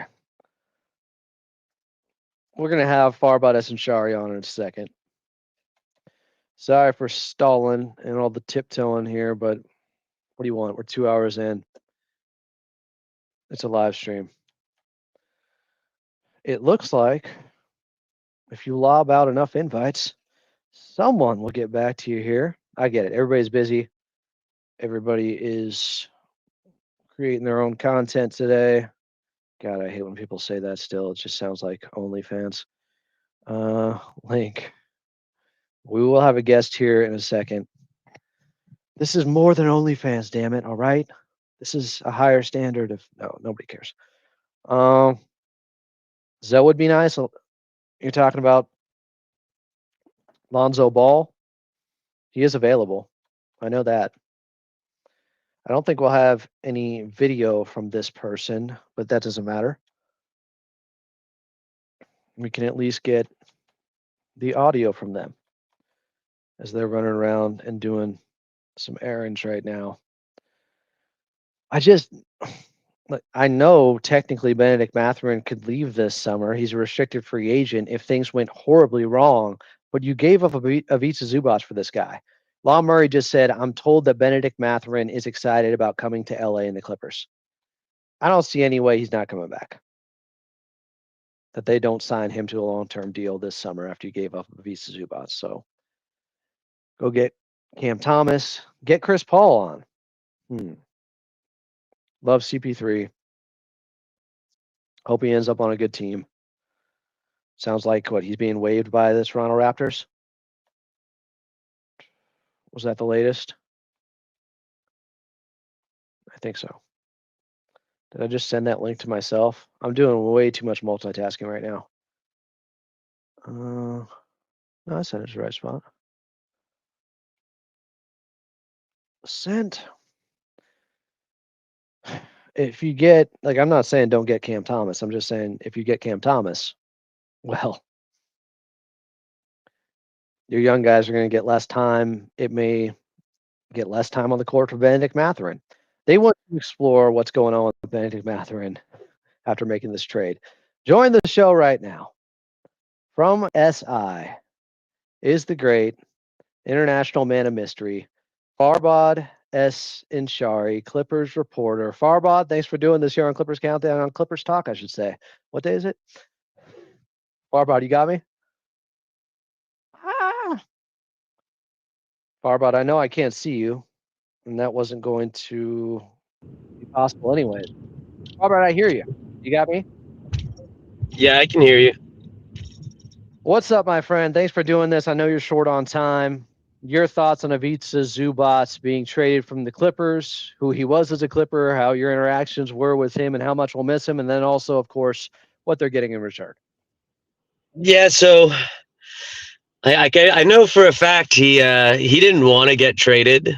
The Clippers didn't want to trade him, and kind of he had let both teams know, Indiana, the Clippers, I prefer to stay. But at the same time, I think there was a realistic understanding of hey, this offer's too good. So that's where all parties kind of had more of an understanding within each other of, if I was the GM and I got this offer, how can I be mad at you? Yeah.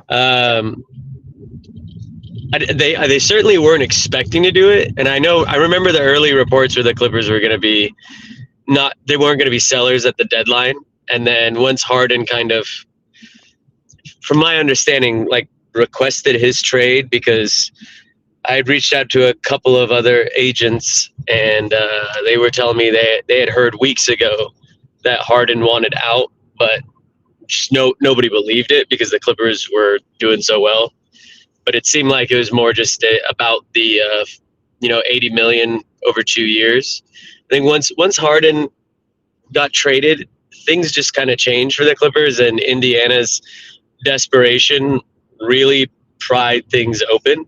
I don't think anyone was expecting Indiana to be that desperate, and maybe they really feel like they can win a championship next year, which they probably could.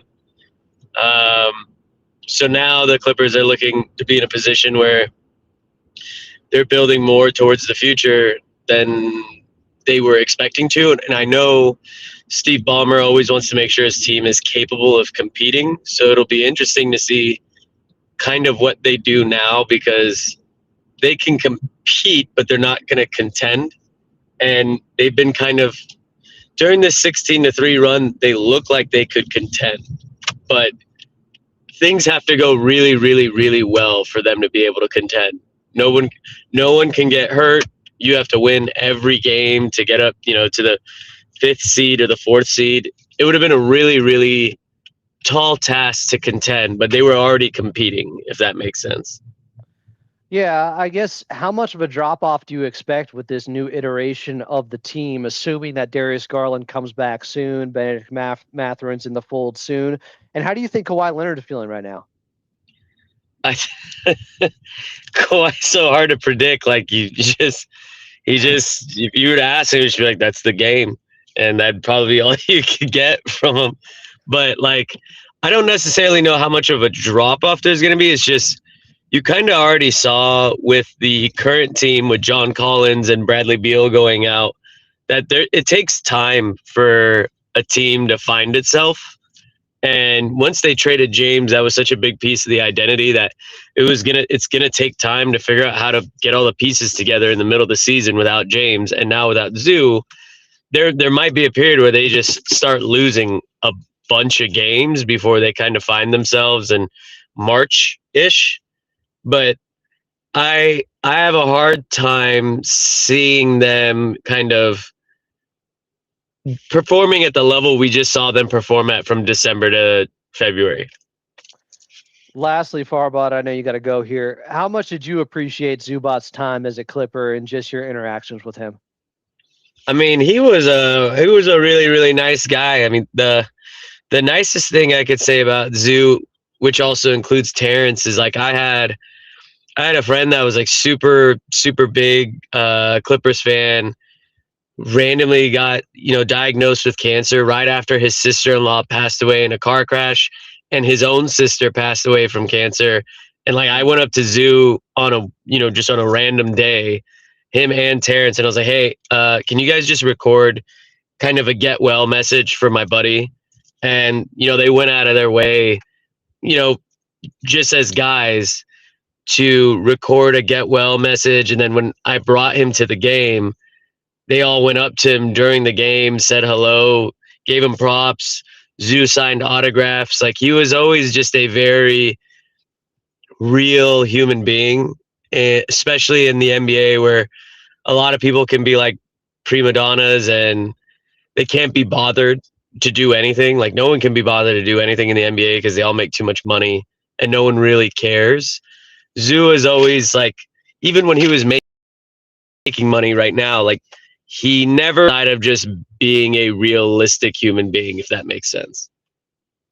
I appreciate you sharing that story and the insight on this trade, Farbod. He's at Farbod_E is where you follow him. He covers the Clippers for Sports Illustrated.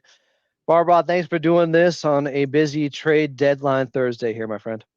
No problem. There he goes, Farbod Essenshari. Well, yeah, I'm a little bit more sad now. I love Ivica Zubac, man. That's a heartbreaking story. That's why he and Terrence Mann will forever be fan favorites with this team. It's not just what they did on the court. So I'm glad we got that perspective from Farbod and Shari and him doing that. Oh man, crazy day, Clipper Nation. Ivica Zubac trade to the Indiana Pacers, 2 first-round picks, Benedict Mathurin, Isaiah Jackson. Some people are still wondering about who they could get on the buyout market. Well, Lonzo Ball is being waived, right? They still need guard help. How much guard help do they need with Benedict Mathurin? I haven't looked into some of the advanced analytics with him, drives per game, how he is in the pick and roll based off the Sport View cameras and stuff. But I am excited about the prospect of one of the better athletes, and what I think a guy is that can play. Look, he'll probably be playing the 2, but he can guard up some Benedict Mathurin and guard threes. And as I mentioned earlier, that's somebody that there's more to explore defensively with him, especially you get him in with Jeff Van Gundy. That's going to help get him in with this Clippers culture. Not that he's coming from a great place in Indiana. What they did last season, that's one of the most magical, crazy runs I've ever seen in my life. The Tyrese Halliburton 4 crazy game winners, like down 11 with 50 seconds left against New York. And Mathurin played far more minutes and was far more integral to that run than I realized, honestly.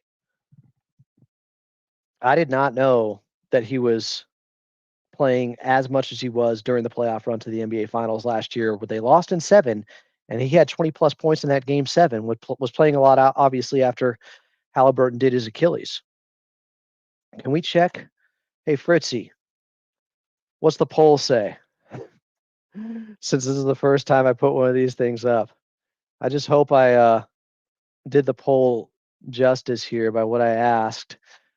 Do you like the Clippers trade with the Pacers? 77% say yes, 23% no, at about 300 votes, I think, right now. So if you guys still want to vote, I don't know how you go to the poll because I never did one before.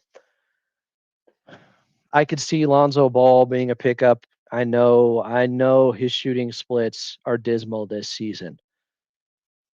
Well, the shot's the last thing to go, though. But he has been injured.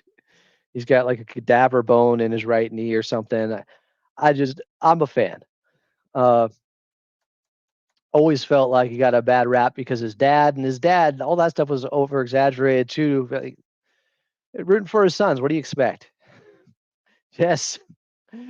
LeVar Ball said some wild shit. But I like LaMelo. I like Lonzo. And Lonzo, from what I've seen, from what I've heard from Bob Smith with the Cleveland Cavaliers, the defense is still there, the vision's still there, the passing, the reads he makes. It's just the shot not there this year. What's going on with Jonathan Kuminga here? Oh, Steve Kerr spoke upon this. Quote, I think it was a tough situation for everybody given how raw he was when he got here and given we were still playing for championships. He needed the runway to make more mistakes. He needed the experience of being in the NBA and understanding what it was about. For him, it was very tough not being allowed to make those mistakes. For us as a staff, it was tricky trying to develop him while we were trying to win. I think it's as simple as that. Everybody liked him. I liked him. He's a really good guy, very personable, well liked in the locker room, just a tough fit. If you didn't know, Jonathan Kuminga, now a member of the Atlanta Hawks. They brought in Kristaps Porzingis, who has been ill over the last couple of years now, I think it's been. And when they realized they weren't getting Giannis Antetokounmpo, at least not now, even though they had 4 first-round picks to offer, they pivoted to Kristaps. All right, can I take a break for a second? Can I give you some cat TV? I'll drop Tuca in front of the screen, and that will entertain you. I gotta go to the bathroom.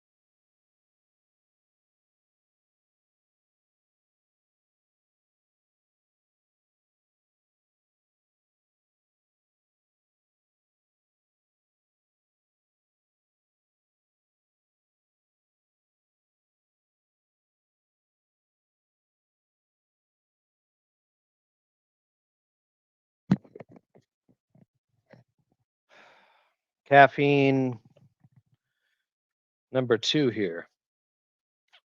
Cosmic Cherry. This is a 7-Eleven select energy drink called a Fusion. How much caffeine's in this? Am I safe? 200 total gram. Okay. 200 milligrams here. Yeah, I'll be all right. Just got to slow sip it. It's just one of those days. Adult diapers, so I don't have to leave. Just use a water bottle. Well, you remember that one time in the car on the way back from Intuit Dome, and there was that traffic spot. There was like an oil spill out there. I had to, yeah, that was an episode of Clippers Talk After Dark. Look at Giannis's latest tweet. Oh, I need to see this. Legends don't chase, they attract. Are they really going to try this again in Milwaukee? They're just going to try to get him help. Okay, hey, more power to them if they can figure it out. I would love it if Giannis could stay at a small market like that and go for a championship there. I'm fine with that. Even if it means the outside chance that the Clippers trying to get him doesn't work. The Lakers already think they got him. We got Luka, we got Austin, we got Giannis, future Laker. And then what? 10 minimum contracts. Maybe Giannis is trying to ingratiate himself back with the fan base because he stayed and he did the Wolf of Wall Street bit. I'm not going anywhere. I like Giannis. I like his style. I hope he ends up staying if this is the long-term thing. But what was he supposed to do? The trade deadline's over. They didn't move him. Shams said earlier in the deadline he's not going to be moved. They could still end up getting more this summer. The Giannis Antetokounmpo, will he, won't he, got a little bit exhausting. For a guy who's about to get on his second energy drink, yeah, I'm definitely going to need it.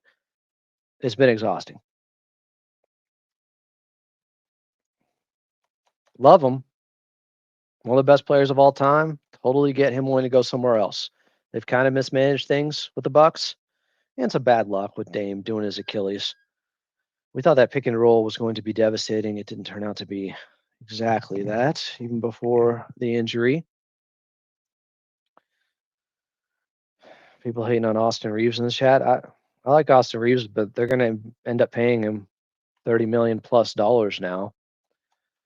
Maybe there's another way I could take a little bit of a break here. You know what? I'm going to show you this question I had for Coach Lou last night that I think is more interesting now. Grant Mona brought it up. And maybe one of the reasons that Coach Lou gave me props for this question last night. Brian Seaman gave me a look afterwards. Coach Lou doesn't often give the good question reaction. But I think this maybe this reads differently now. This was pregame with Coach Lou last night. And I will play this for you guys here in a second. Oh boy. Give me 2 seconds here. What's the best way to play this? Getting tired now. In the league too. Yeah, just his pace, his speed, his ability to play, differently on the floor. Be able to come off screens, be able to run pick and roll, and then his pace as well. And so he's a 3-level scorer. He can get to the rim. We've got a great floater, pull-up shot, jump shot, shoot the three.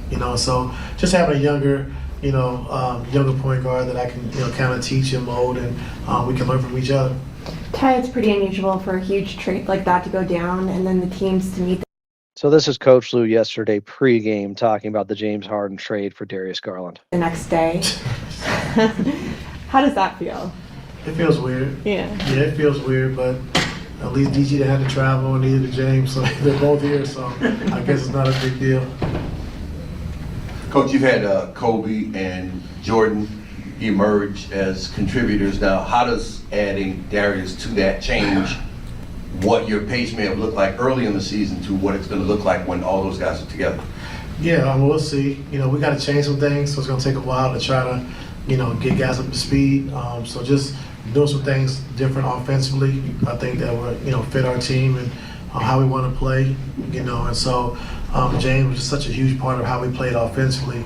Now we got to do some things differently. So I imagine with the run that you guys have been on, it was somewhat disappointing to see James go, but at the same time, does it take some of the sting out of it, knowing that you are getting an all-star player back and this isn't a tear down, but just kind of a pivot?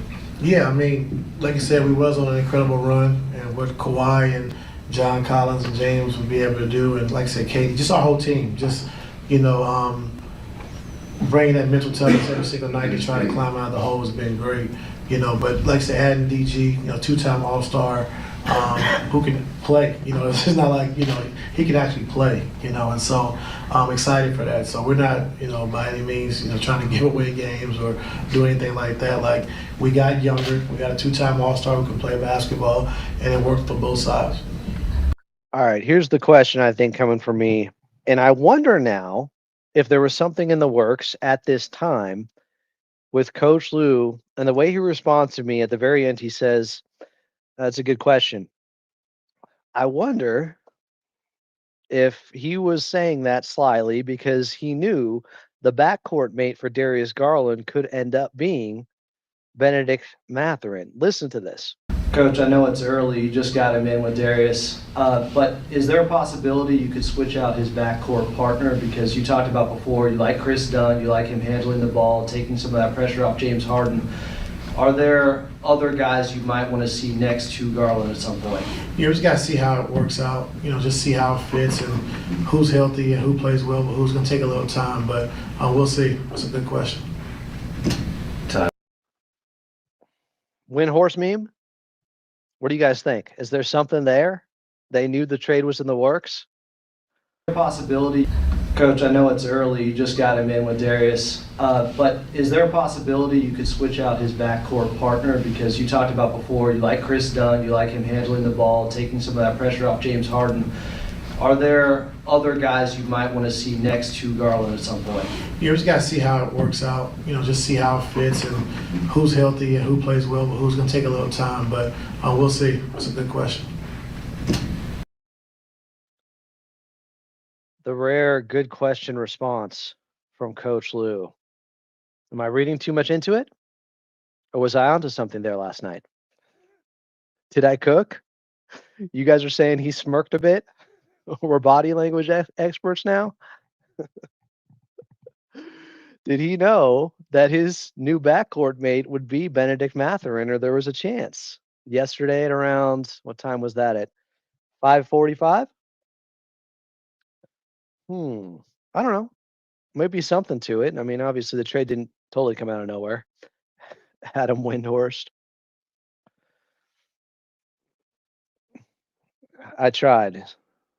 You don't always get the good question response. But I'm genuinely interested. Obviously, I wasn't thinking about Benedict Mathurin last night, but because the fit with Chris Dunn made sense for James Harden, that doesn't mean Chris Dunn is the best guy to put next to Darius Garland. That's where I'm coming from. There's the emoji, Brian Windhorst. Jordan Miller, maybe. Some people have brought that up before. Some are saying Benedict is going to be the sixth man. I'm not saying he's going to start right away, but I'm saying for the future of this team, could it end up being Benedict Mathurin as the starting two guard next to Darius Garland now? And that's why you said that. And yes, he's a restricted free agent this summer, Benedict Mathurin. I don't know. What happens with Kawhi? Oh, he's a Clipper the rest of the season. Guys, I think people have underestimated how much Kawhi wanted to come home. Yeah. Did we forget summer in 2019 and hearing all that? Kawhi wanted to come home. I don't think he really wants to go anywhere. He's a two-time NBA champion. I'm not saying he's not motivated to go win another ring. Of course he is. But he's a family man guy. He wanted to be back.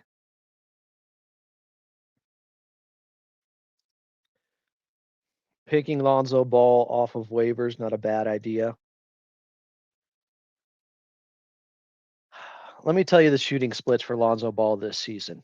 And I'm interested because a change of scenery can do a lot. And he might want to come back home himself. I'm sure he does. Lonzo Ball this season, in 21 minutes per game, and he's played 35, so he still missed some, but in 35 games and 21 minutes per game, Lonzo Ball is shooting 30% from the field and 27% from the outside. 30% from the field and 20%, 27% from the outside, averaging 5 points per game. Now, it's not like the scoring has always been his strength in the NBA anyways. He had to adjust his shot, and he turned into a good three-point shooter, but it's been a few years. He hasn't been a good three-point shooter since he came back after missing 2 straight seasons out with injury. But you pick him up on waivers, low risk. People are saying he's washed. Somebody said last night that's the new Ben Simmons if you bring him in. I get it. The shooting splits are historically bad. Last season in 35 games, he was just at 36% from the field and 34% from three. Considering how much better that still is than this year is really saying something about how poor he's been. His effective field goal percentage is 41%. Now, it's not like he's taking a ton of shots. He's taking 5 per game. But still, could he be useful for not 21 minutes per game, for 12 to 15? I don't know. I don't know how they view him. I'm going to text Bob and ask him how good the defense was from Lonzo this year. Bob Smith from Fear the Fro. At 2 o'clock, I'll go on with Rogan and Rodney here. And yeah, we'll just still stream it. I know that's crazy to some people, but I think it's going to be okay. Even though they won't hear the questions, they'll figure it out with my answer and what it was. How good was Lonzo's defense? Bob Smith from the Fear the Fro podcast is my Cleveland Cavaliers insider, I guess. Sorry if this is a dumb question. No dumb questions, especially on this day. Well, no, there still are. Is it possible to sign Cam, Jordan Miller, Kobe Sanders, and someone like Lonzo Ball?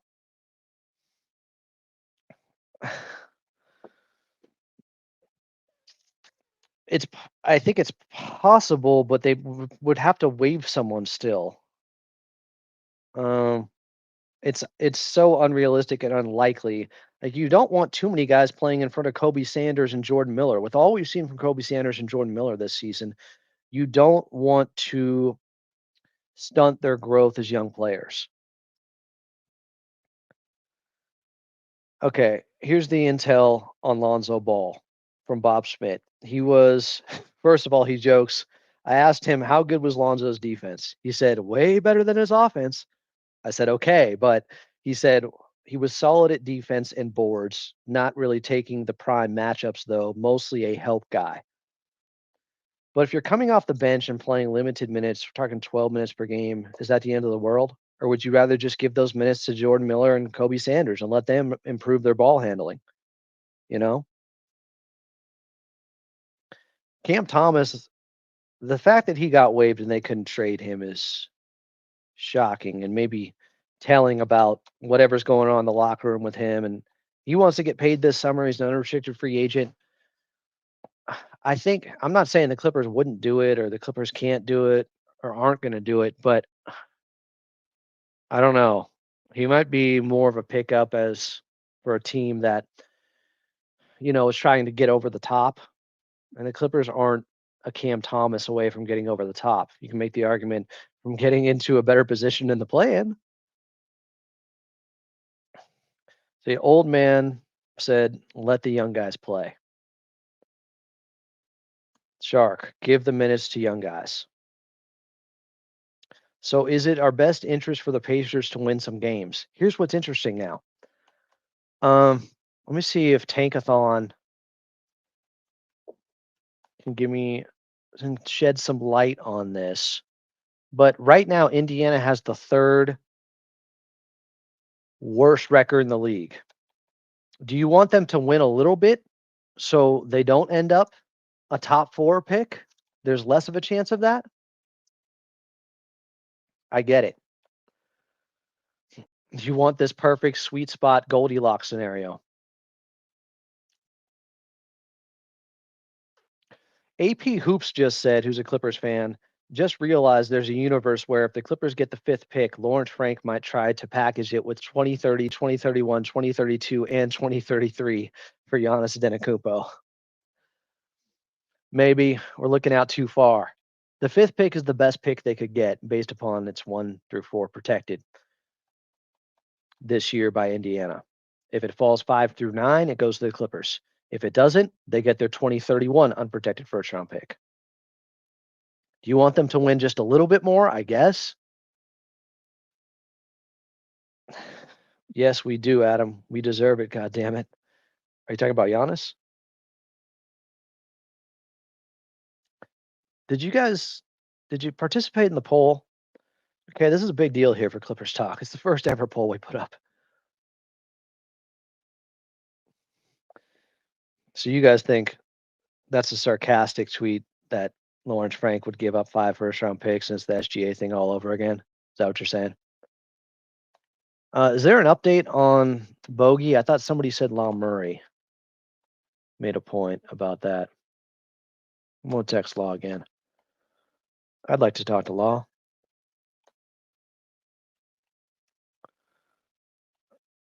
I know you're busy.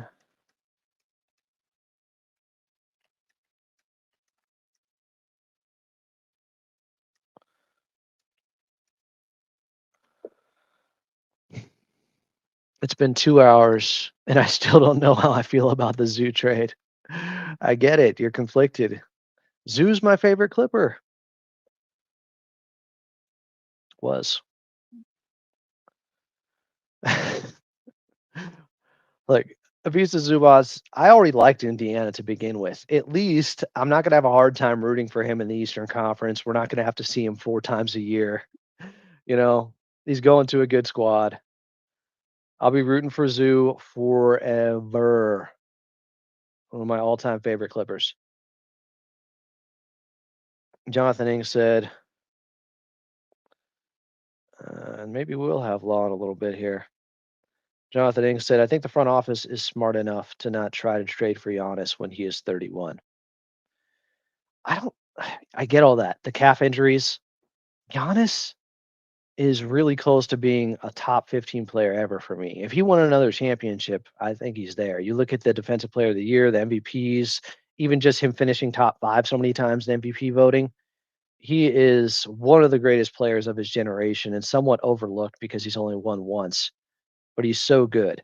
You're right. He runs out of athleticism. That's a big risk because he relies on it heavily. Who's my favorite Clippers player now? Who's everyone's favorite Clippers player now? They've had this massive overhaul. It's Kawhi. That's easy for me. I've been a fan of Kawhi since before the Clippers. Went from unks to the nephews. No, you want it doesn't revert to next year them getting a top 5 if they don't get it this year. If they don't get their first round pick this year from the Pacers, then they don't get it till 2031. Now there's a 2029 that's already happening. That's unrestricted. But if they don't get a pick from 5 to 9, if the ping pong balls don't fall there for them, then it goes to Indiana this year and the Clippers in 2031. You definitely want to pick in this year's draft if you can get the 5th pick. The best case scenario, they get the 5th pick in this year's draft.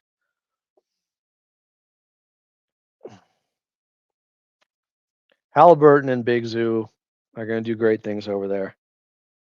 Halliburton is one of my favorite players. Been watching him since Sacramento. I can't believe how bad they fumbled things up there. They had him. They had De'Aaron Fox. It's a mess. Absolute mess. And they didn't make any big swings. They didn't. DeRozan's still there. Levine's still there. Sabonis is still there. To my knowledge, did I miss something today with the Sacramento Kings? Because I think I still have a pretty similar team. I know Keon Ellis is out. They got DeAndre Hunter. Dennis Schroeder's with the Cavs. How do I know that? Because he was cooking the Clippers last night a little bit with some of those scoop layups. He went around Brook Lopez multiple times.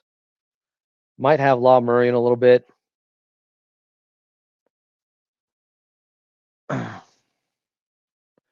feel bad, like I'm always bugging Law. But he loves talking hoop more than anybody. I don't think they're oldest team. Are they still? I mean, it also depends how you weight it with minutes played by guys and their age. They might not be. I don't know. They were historically old, so they still could be the oldest team in the NBA. Oh, you're right. They fumbled Boogie Cousins too. They could have had Luca, Kings. You know, they made the playoffs in 2023. Hooray, Beam team. I got to be honest, though. My Kings, it's nostalgia for the early 2000s. Those are the Kings that I cared about. I'm glad Vivek kept him in Sacramento, but outside of that, it has not been a good tenure.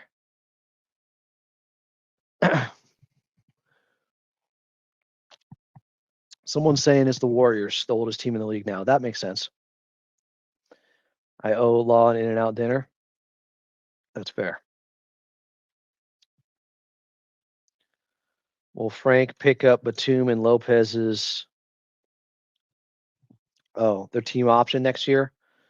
I assume not to get younger. Yeah, maybe not. I could see that not happening. Batum could retire. Who knows? Love Nico, though. I saw Lily Batum earlier. She put up kind of I'm scared if Batum gets traded. I never thought that would be in the cards for them because they already traded him once. They got him back. They love Nico Batum. He's a fan favorite. I don't think they'd do him like that twice. I think that was part of the holdup with originally getting James Harden. The snag in the trade to Philly was we're not giving up Nico Batum, and they finally gave in. I don't think they'd do it again. Love the Batums. The Lakers got Luke Kennard, which is a little bit upsetting. Doesn't help them defensively, but I love Luke Kennard. And he's the best three-point shooter the last 5 years in the league. That will help them, but only on one end of the floor. Strato said the Clippers' average age went from 53, 52 and a half to 28 and a half.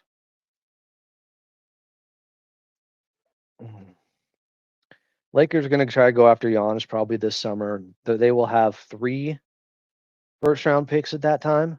Right now, they only have 1 they could trade. I think there's some people in here that aren't high enough on Benedict Mathurin. When you go check out the NBA Finals and the 2 games where he had 20-plus points. He has real experience. 6'5", 6'6", still solid enough for a 2-guard with a 6'9" wingspan. And I think they can get more out of him defensively. He's been okay. There's more to him defensively. Is that the future backcourt, him and Darius Garland? I like the pick return a lot because it could have been the Pacers giving the Clippers their 2027 pick, and that wouldn't be nearly as valuable because they're going to be really good next season, most likely, when they get Halliburton back off the Achilles. So you get, yes, a protected 2026, but they have a 48% chance of getting that pick from Indiana, a coin flip's chance of getting the pick this season from them, which could end up, if the Clippers' best case scenario is it ends up being 5th, they would get it then. Anywhere 5 through 9, they're picked this season, this offseason goes to the Clippers. Benedict is far from a scrub.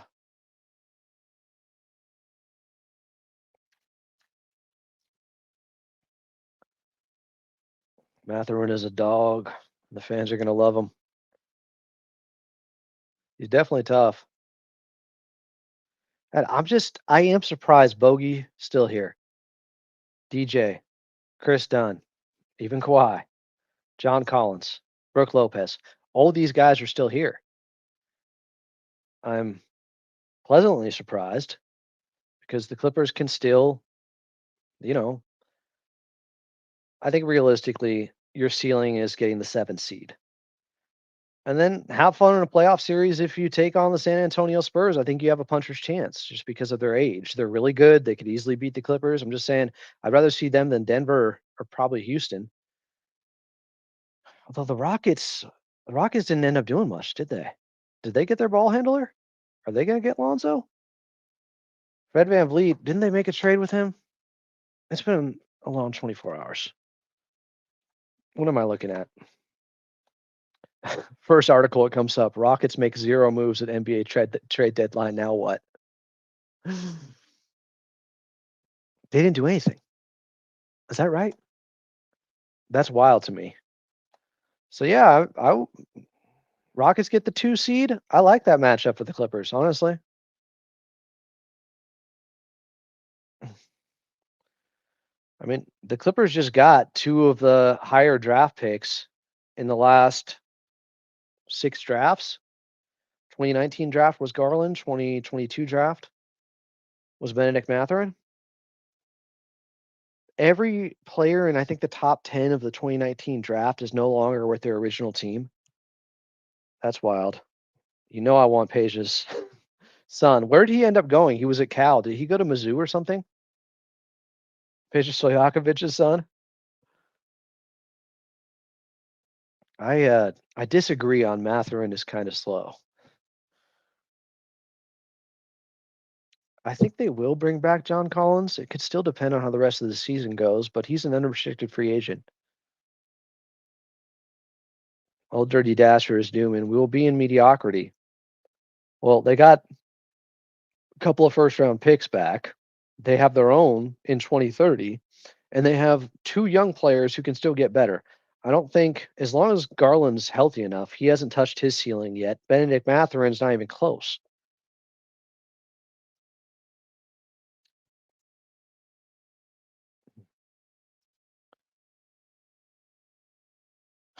He went to Illinois. Come on, Field, Illinois. Yeah, that's where Stojakovic went. Well, yeah, Boozer's son would be a good get. Are you going to be able to get him with the 5th pick? Because that's the best case scenario.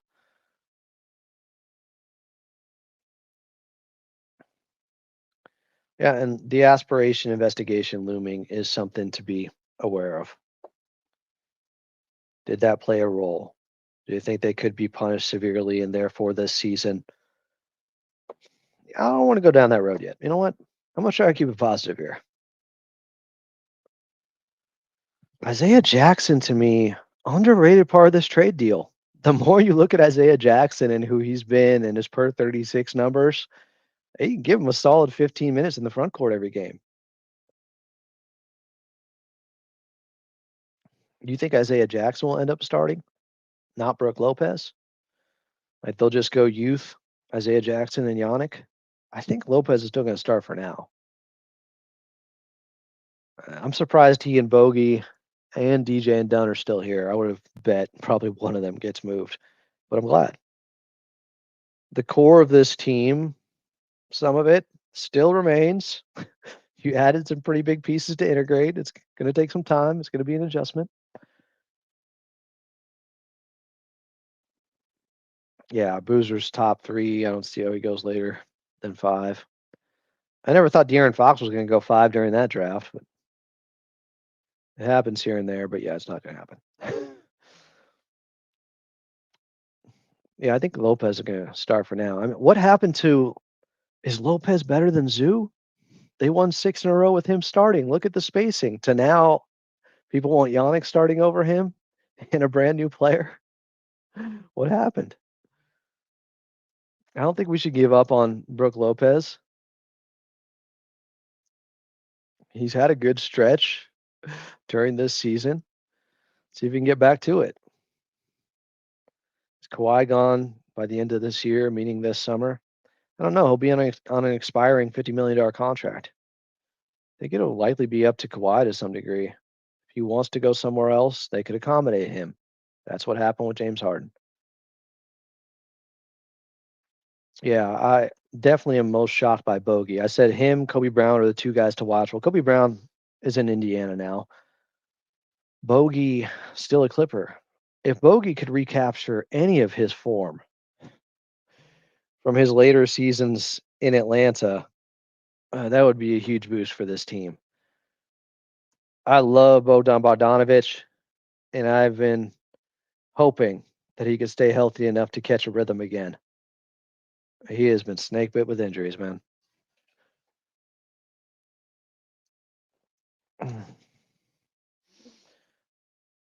People are hating on Brooke as a starting center in Big 2026. He was a starting center in Big 2025 for Milwaukee, playing 30 minutes a game.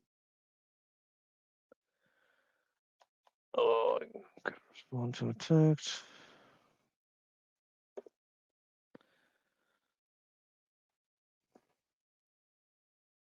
Excited for the Darius Garland, Benedict Mathurin backcourt. Is that why Coach Lou gave me props for that question? Was I on to something? I was sniffing around, trying to see. No, I was not thinking about Benedict Mathurin when I asked that question. I thought about DJ in the backcourt next to Darius Garland, or Jordan Miller in the backcourt, or Kobe Sanders in the backcourt next to him instead of Chris Dunn. Just a different configuration of internal guys who were already here.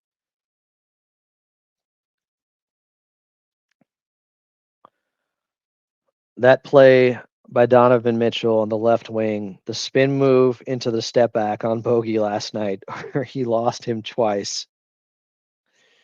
You don't see that happen to NBA players very often. Well, the Spiders like that, and it was Bogey's first game back. The Bucks didn't suck. They made the playoffs, and they lost to the team that went to the NBA Finals and the Pacers. Yeah, that series was a bad matchup for Brook Lopez because of the Pacers' pace, but they didn't suck. Starting five: Kawhi, Garland, Mathurin, Collins, Sanders.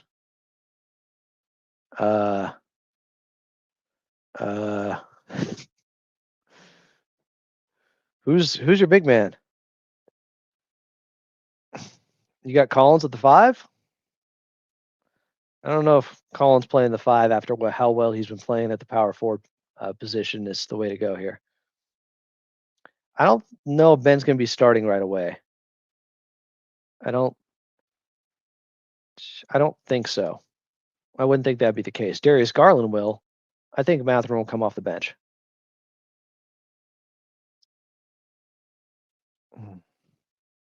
You like DJ starting? I'm happy Derrick Jones Jr. is back. His first bucket was that and one to start the second quarter. He showed some athleticism. The guy's been through the same injury twice, and it happened from the same team in the Boston Celtics. Pritchard this time, before that, Jaylen Brown diving into his knees. We can look like the Raptors if Claw keeps it up. Ooh. I get what you're saying. You're saying like Brook Lopez is the Marcus Gasol stretch big. He can't pass like Marcus Gasol, though. They don't have a surge. We don't have anyone as polished as Siakam as the number 2. It's different. I kind of get what you're saying, but it's different. Can they play tomorrow? They got to pass physicals first, so probably not. Probably be Sunday. We'll see. It hasn't been officially announced by the Clippers yet, so it's not official yet.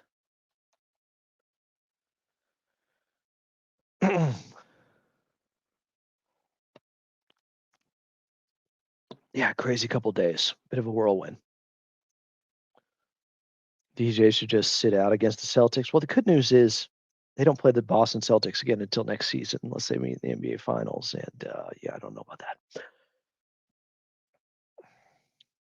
You say they're blowing it up, but they still have a bunch of key guys, including their best player in Kawhi Leonard. I wouldn't call it a full teardown rebuild, a retooling, reconfigure the roster while getting younger. My throat is thrashed. I'm talking way too much, doing too many of these streams, but I'm staying on till I'm going on Rogan and Rodney top of the hour. I'll stay on with you then. Law Murray's coming on, I think, at some point. Fingers crossed. And then after that, I could see myself taking a break before Clips and Dip. Not that this is that difficult, especially with all the pregnant pauses I've been given here. They're renovating the West Wing.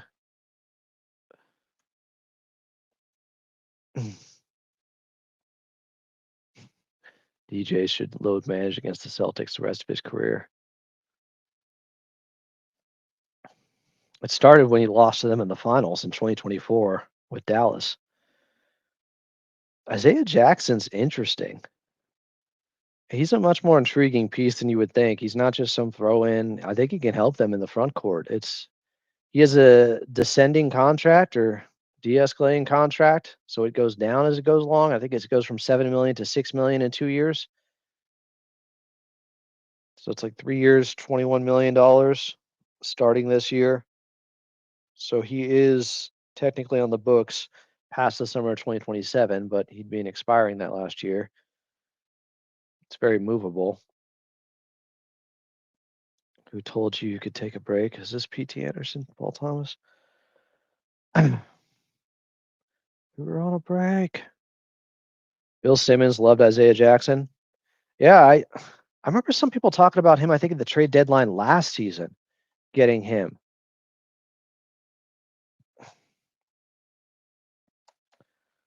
I would play highlights, but, YouTube may not like that. So this season, Isaiah Jackson, you look at just this year, 38 games, 14 starts, 17 minutes per game, 6 points, 6 rebounds, and almost a block per game in his 17 minutes. Per 36, that would come out to 14 and 12 and a block and a half. So he's productive in his minutes. I don't expect him to be, maybe he ends up starting at some point. Adam, I don't know why you don't see it's over. What's over? Or what do you mean what's over? Like, I don't think they were winning the championship this season. I was already resigned to that fact after the 6-21 start. Isaiah Jackson always lit up the Clippers when he played them. Let me see his game log. He's had some injury issues this season. Look at his splits here. Isaiah Jackson against the Clippers. Did he not play them this year? Because it's not coming up. Yeah, they'll see him. They'll see the Pacers in March. Last year, he was out too much. He didn't play as many games. Ooh, I think we're about to have a guest.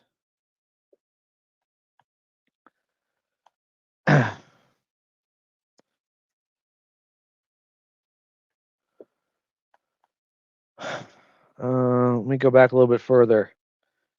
23-24 season.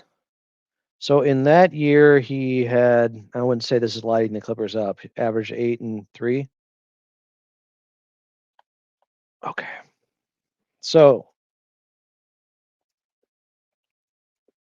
as I correspond with our next guest, yeah, I think he can be a serviceable big man in the front court, and he's young enough where you can see where you got with him. He's only 24, and he's just turned 24, Isaiah Jackson. Not sure what all the injuries were over the years, but last year he only played 5 games. Year before that, 60, 63, 36. This year he's played 38, so he's missed about 10 games. Oh, did he? He had 26 and 10 boards against Clippers back in 2022. Was that the end of 2022 or the start? Heard Ben Simmons is available. We got jokes.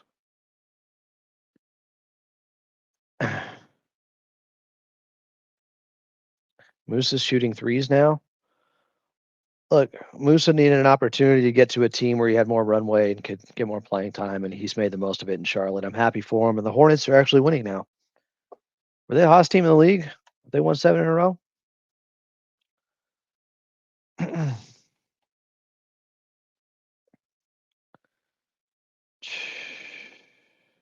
Just watched a highlight of Isaiah blocking Wemby. The Wemby stopper? That's Isaiah Jackson? Damn. That's how they win that first round series in the 2-7 matchup. Clippers light years ahead. I think the rest of this season is going to be fun. Kawhi is still there playing at an MVP type of level right now, guys.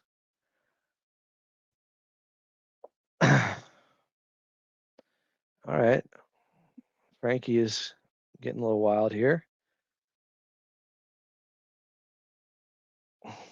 Access said, I will miss Zubac and Harden. I'd imagine it's going to be quite an adjustment period with new players coming in. Is it possible to add Cam Thomas, who was waived? Yeah, it's possible. Also wondering why he was waived. They couldn't get anything for a guy who only made $5 million.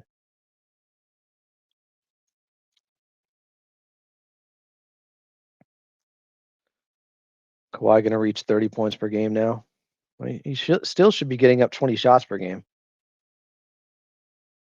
I get this. Since we're rebuilding, I'd like to see Yannick get more of a green light to drive with the ball and also shoot more threes, because why not? He's shown he can do it. He's shown a good shooting form. He hasn't been knocking them down. He hasn't hit a three yet. He's only taken a couple, but he does have a handle for a big man. Got to give him that. Yeah, this gives them an opportunity to open up more minutes for the young guys and expedite the learning curve and reduce the process of this retooling. Be competitive while still young guys are getting better at the same time.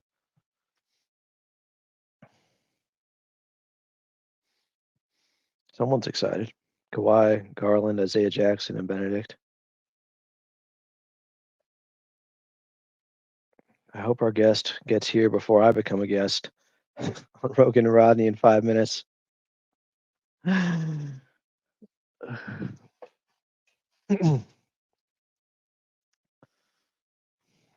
Yeah, I don't know if it helps them being bottom three for them to finish fifth. There's a 48% chance that the Clippers get that pick. That's what we know.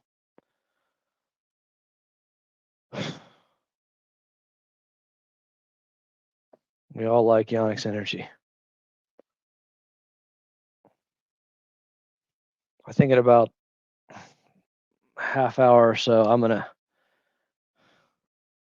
get to a nap here.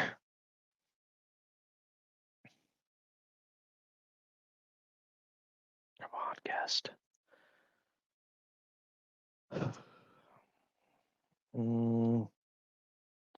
People still hating on Lawrence Frank. I think he just did a really good job in retooling this team. So I don't understand the hate, but some people will never get off of that. That's your opinion and your position, and you're pretty steadfast in it, apparently, those who don't like him. Isaiah Jackson and the small ball unit. I mean, they're definitely going to be playing with more pace now with Darius Garland. I mean, yeah, it will go up or down depending on how the Pacers do the rest of the season. I'm sure Justin Rousseau will keep us abreast of the situation. Yeah,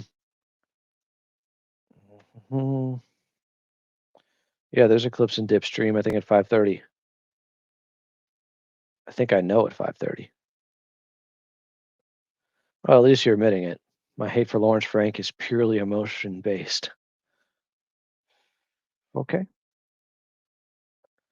Lawrence Frank did good like the last 3 trade deadlines. Since Paul George has left, he's had more to work with. More optionality.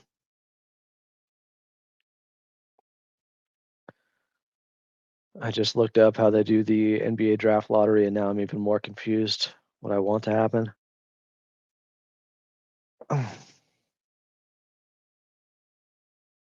Adam, do you not think there's a scenario where we go 32 and 35 and 48 and 50?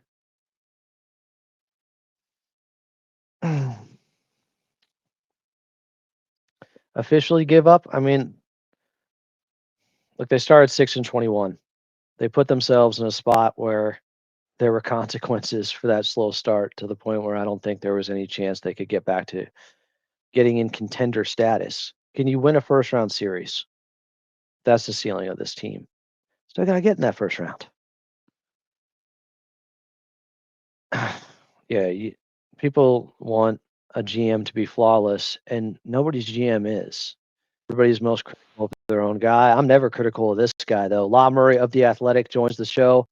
Law, I got about 3 minutes here. Unload on the trade with Ivica Zubac going to the Pacers. Your thoughts, what they got in return, the outlook moving forward for this Clippers team. It is Law Murray from The Athletic. You don't hear me? Let me see. I hear you. I'll go turn on mic. What about now? Oh, give me a moment. Now? Can you hear me now? Can you hear me now? Give me a moment. Let's go, Law. Law Murray of The Athletic. I mean, we had this. Law, you got me? All right, I got 3 minutes here. Cook on this deal, everything it means for this Clippers team. Ivica Zubac going to the Indiana Pacers, Benedict Mathurin the first round picks. Is this about that Godfather offer we talked about that was really the only way they'd move off of Zubac? Yeah, the Clippers got everything they could have wanted. They could have needed in a deal like this. You got a player who can score, not just score, but do what Darius Garland doesn't do, and that's generate free throw attempts. That's a big thing with Benedict Mathurin. You had it with Norman Powell. You obviously had it with James Harden. And, that is something that, if nothing else, that dude Benedict Mathurin going to get buckets. So that's one. The draft situation, I am now paying attention to the top of the draft as it relates to the LA Clippers. Like, this is a deep draft. If things don't work out for the Pacers in the lottery, we're talking about the Clippers having their highest draft pick since we're talking 2010, and possibly higher. Actually, I don't remember where exactly Al Farouk Amino went. It's top 10 because Al Farouk. I can't believe I'm discussing Al Farouk Amino as it relates to the LA Clippers, but that's the last time the Clippers picked in the top 10. That's huge right there. You even got some depth. Isaiah Jackson is an energy guy.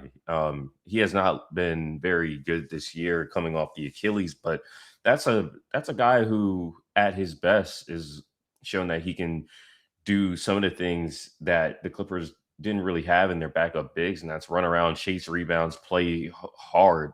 I don't know about this year, but at least you're going to see how much healthier he can get. Zoo's value with the Clippers was as high as it was going to be once James got traded. I mean, James and Zoo were such a great tandem.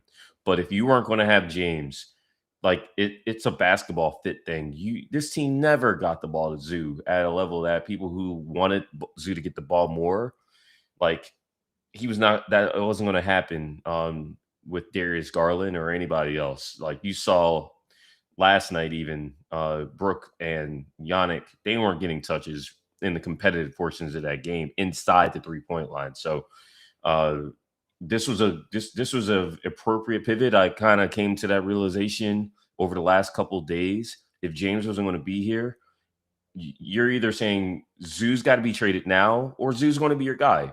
And I think they would have been fine with Zoo being their guy, but they got a great set of picks right there. Do you have any idea of what Benedict Mathurin's going to be paid or what his max is that he can get this summer as a restricted free agent? I don't, but I also don't think Benedict has played himself into that kind of a conversation just yet. He hasn't been healthy, and he honestly hasn't been the most you see the Pacers record right now. Benedict had a let's just put it this way.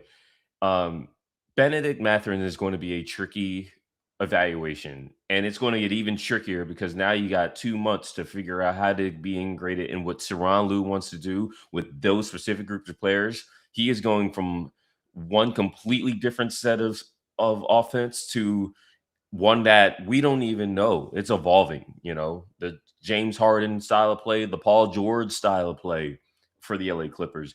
That has been in place for the better part of 7 NBA seasons. The Clippers are about to look completely different, and Benedict Mathurin is going to figure into that. And I'll say this, it's the Clippers are going to be in a spot where if Benedict proves to be a fit, then they have leverage. And if not, you're going to see another potential asset come their way because it's restricted free agency. That's how these things work. So there's a chance that this is a trial period with him right now, and it's not a sure thing that he's going to re-up with the Clippers this summer. Or that's what they would be looking for. They could swap him for somebody else.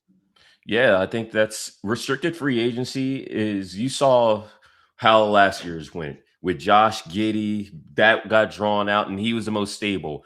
Cam Thomas got waived today by the Brooklyn Nets. That thing went. Kuminga was never a good fit, and that thing dominated. I can't, shout out to Jonathan Kuminga. He no longer has to be in Golden State Warriors conversations. I mean, the Warriors were in, make the Warriors great again conversations to get Giannis, and they wound up with Kristaps Porzingis, a guy who's played maybe a dozen games this season. And then there's Quentin Grimes. Yeah. Because I'm short on time, Law, I do want to ask you, is there anybody the Clippers could pick up? Everybody's asking about Cam Thomas, but could they still get another guy to help in the backcourt right now? It would be nice. Let's just put it that way. I mean, they right now have the roster spots to just promote Jordan Miller and promote Kobe Sanders. They can do that. That would get them to 15. I wonder what we'll see. The two-way contract situation is interesting, but honestly, the way their roster is, they don't really need another guy. There's going to be plenty of guys to touch and handle the basketball. Plenty. And then you've got the two-way contracts. Like right now, my current depth chart has Jordan Miller and Kobe Sanders and Ty Washington on the third string. So, I mean, they could add a guy, but it's like if you're promoting both of those guys, that's your 15. So you're just looking at the two-way contracts to fill out the rest of the roster at that point.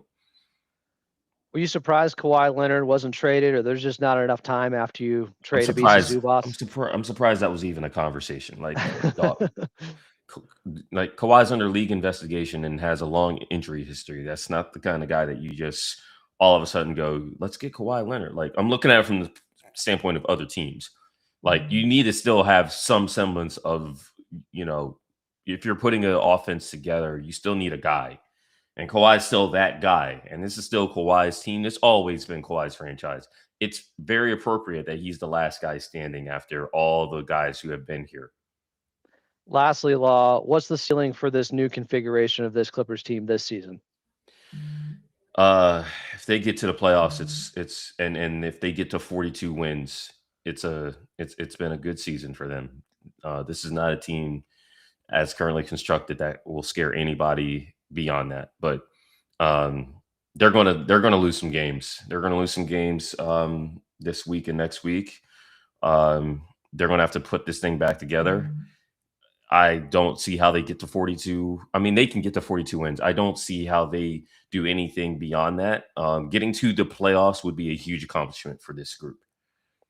He is Law Murray of The Athletic. Follow him at Law Murray, the NU, on a breaking news day. Law, this was a big deal getting you on here. Thanks for making time on Clippers Talk. Hey, appreciate you holding out for me. I got to make some calls now. Get to work. Yep. He's Law Murray, always working, always doing great work. I'm Adam Moslin. It's Clippers Talk. I'm about to go on with Rogan and Rodney for the second straight day on here.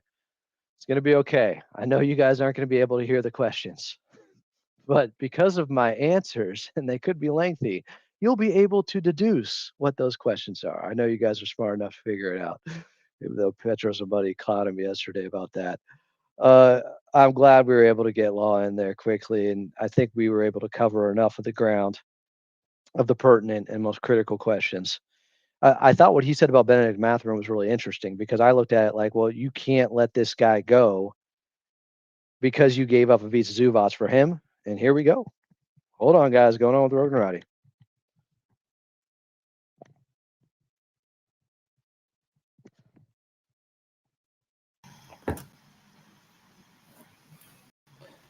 What's up, Kevin? You hear me all right? I am. I've been on for 3 hours now. Oh, I'm happy to do it. Thank you.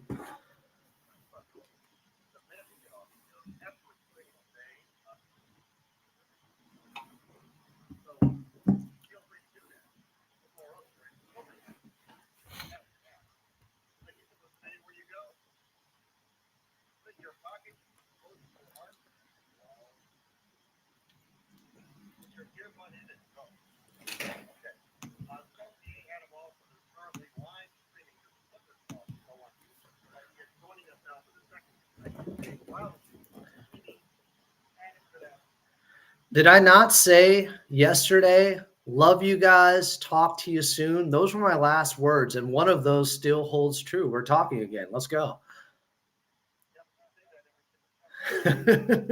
Has it worn thin now? Look, I knew some.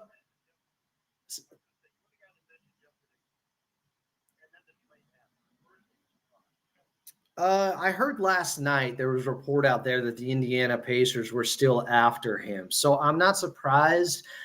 I do think this was a big ripple effect from the James Harden exit, though. I just talked with Law Murray of The Athletic about it on Clippers Talk.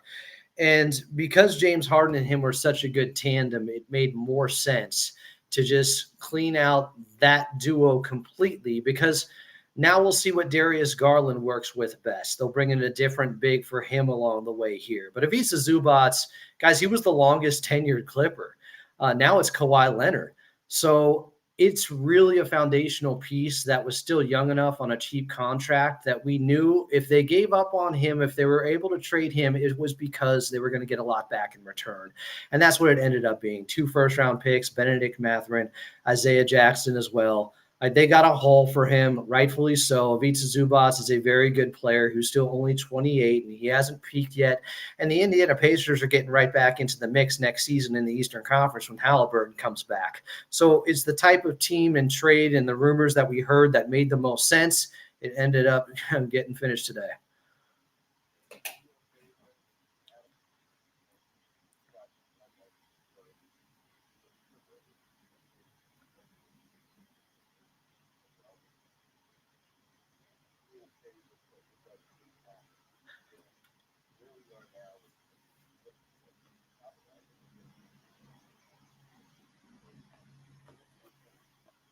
I know many people in Clipper Nation are mourning the loss of him while understanding why it had to be done, just because Ivica Zubac, really good guy, really easy to talk to in the locker room post game, just very cordial, available, and he understood Clipper Nation very well. He always said it was a couple of years ago they were going through a ton of injuries, per usual, and he said it felt like the Clippers can't have nice things.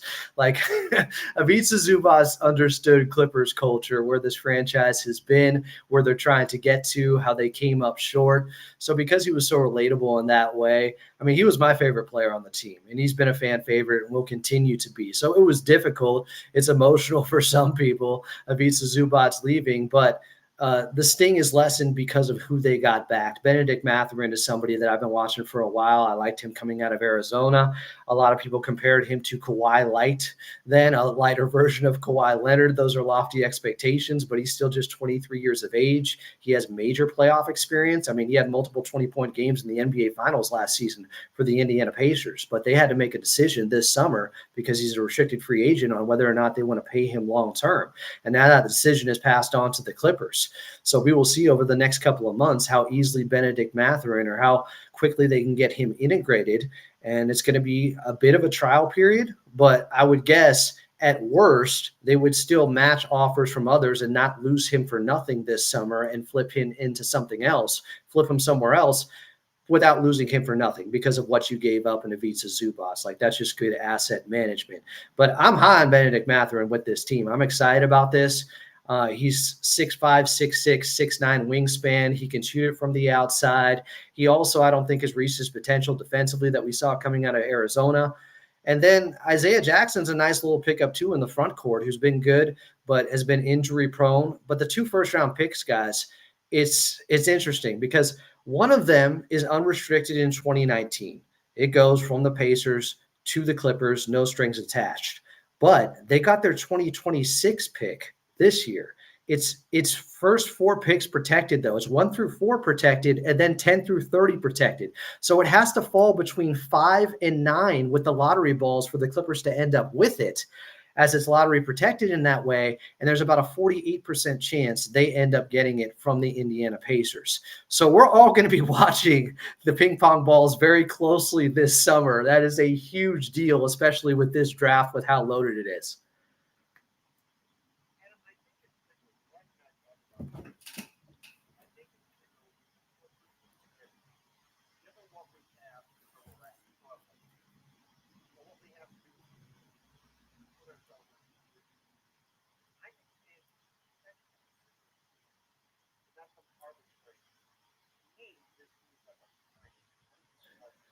I think that's fair. They've been talking about for a while of the summer of 2027 having 2 max slots, and that was the major overarching plan with this Clippers team.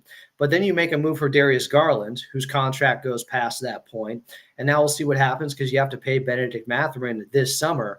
So they could still have enough for 1 max slot, but I think the Clippers said a bird in the hand is worth more than 2 in the bush right now. And while you can dream about who you could get in the summer of 2027, there's less guys coming to free agency now. Teams aren't letting it get to that point, like what happened with Kawhi in Toronto, where he became the most sought-after guy. There's less chances of that happening in the future with the new CBA. So they wanted to bring in some young talent, guys who have proven a little bit now, who have playoff experience that they can also grow with, that can still get better, that haven't reached their ceilings yet. And that's a tough needle to thread. And I give a lot of credit to Lawrence Frank in the front office being able to pull this off, because what you're saying, Fred, is true. Like, they can still be competitive while getting better, while continuing to build, and they're not going to have to completely bottom out. That's what it looks like right now with the Clippers, and not many organizations have been able to achieve that.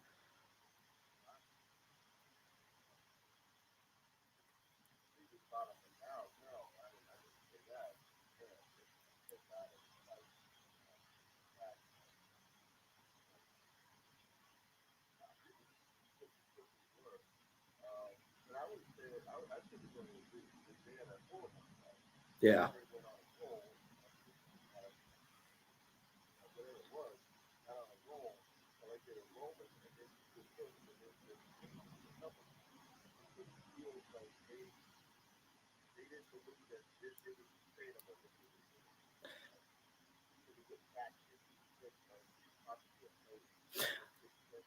Well, I think playing is achievable, but even if that is your ceiling, best case scenario, they end up the 7th seed. Then what? You're playing in the first round, Denver, Houston, or San Antonio. Now, I'd take my chances against San Antonio or Houston. It's not like the Clippers will be favored in that series, but they'd have a puncher's chance at least. Denver's probably too good. So they probably did weigh the options and just say, our ceiling this season is probably a first round exit at best.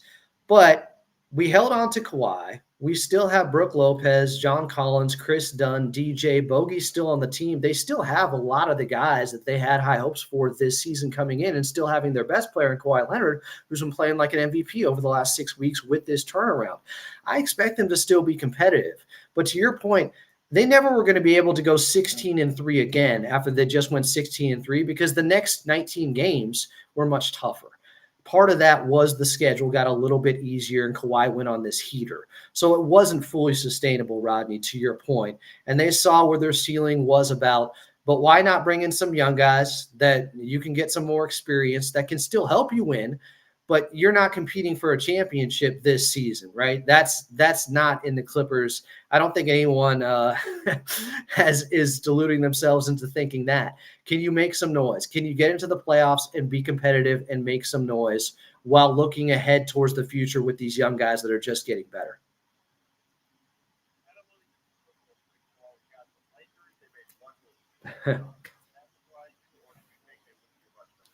I mean, all the reports were saying, yeah, they're going to wait till this summer. Maybe they'll make a run at Giannis now. Now Giannis is acting like he's going to stay there with the social media posts, and they're going to try to retool with Milwaukee again.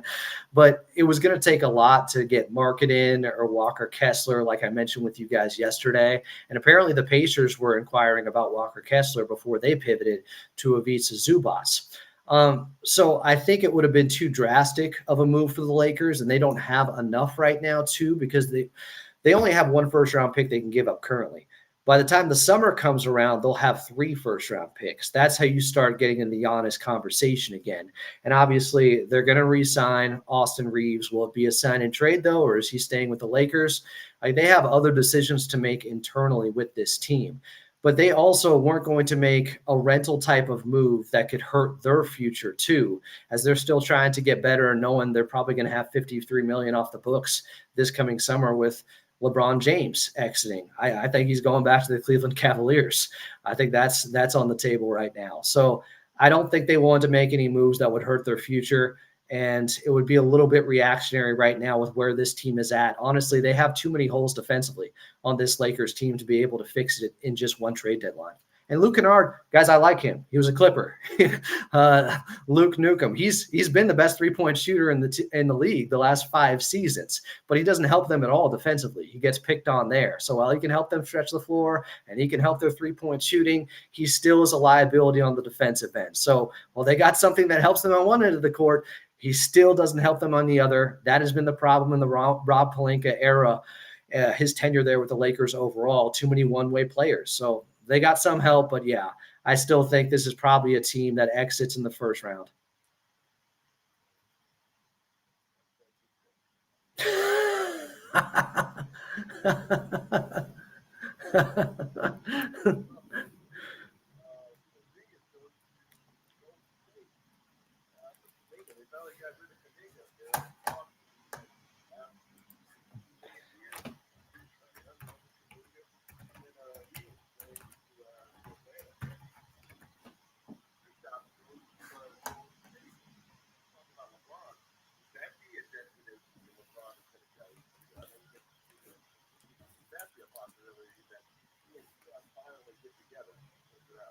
Yeah, I do, because last season, remember those reports came out later that they were flirting with Golden State, and it seemed to be like Jeannie Buss was on the phone at one point.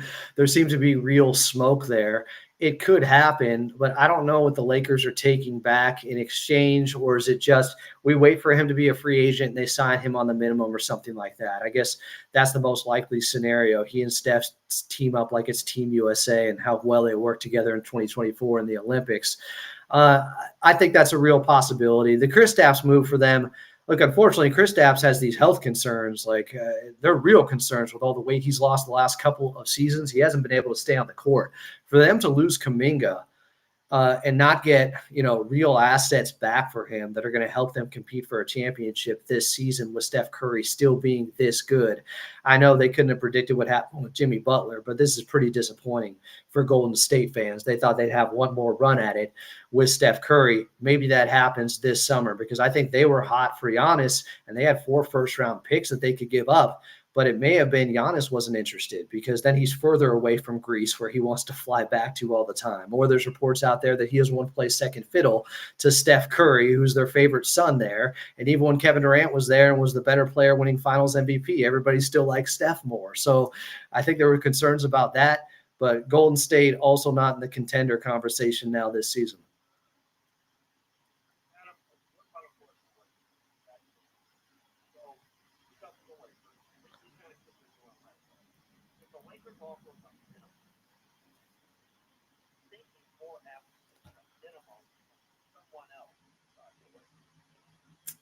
I think you take it from Cleveland before the Lakers. Like they both would have work to do. I think what happens with the Lakers is they basically construct their roster this summer like they're assuming he's not coming back.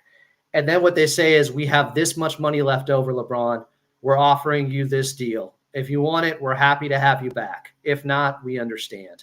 And that's how this is going to go. So they can act like we still, on the way out, we still want to make sure we threw him an olive branch his way or whatever, and there's no bad feelings here. But the truth is, I think both sides are ready to move on. And the Cleveland Cavaliers, with the move that they made with Darius Garland going to the Clippers and James Harden going back there, I mean, there's already reports that Donovan Mitchell, James Harden, they want LeBron James there next season, and it would make sense for him to close out his career in Cleveland. So I think I would take the field over him returning to the Lakers this offseason.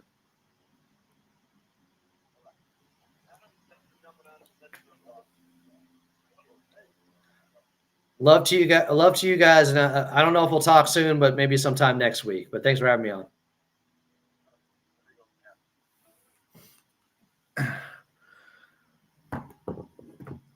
All right. Is it nap time? What day is it? What do you guys think of that Lakers talk there at the end?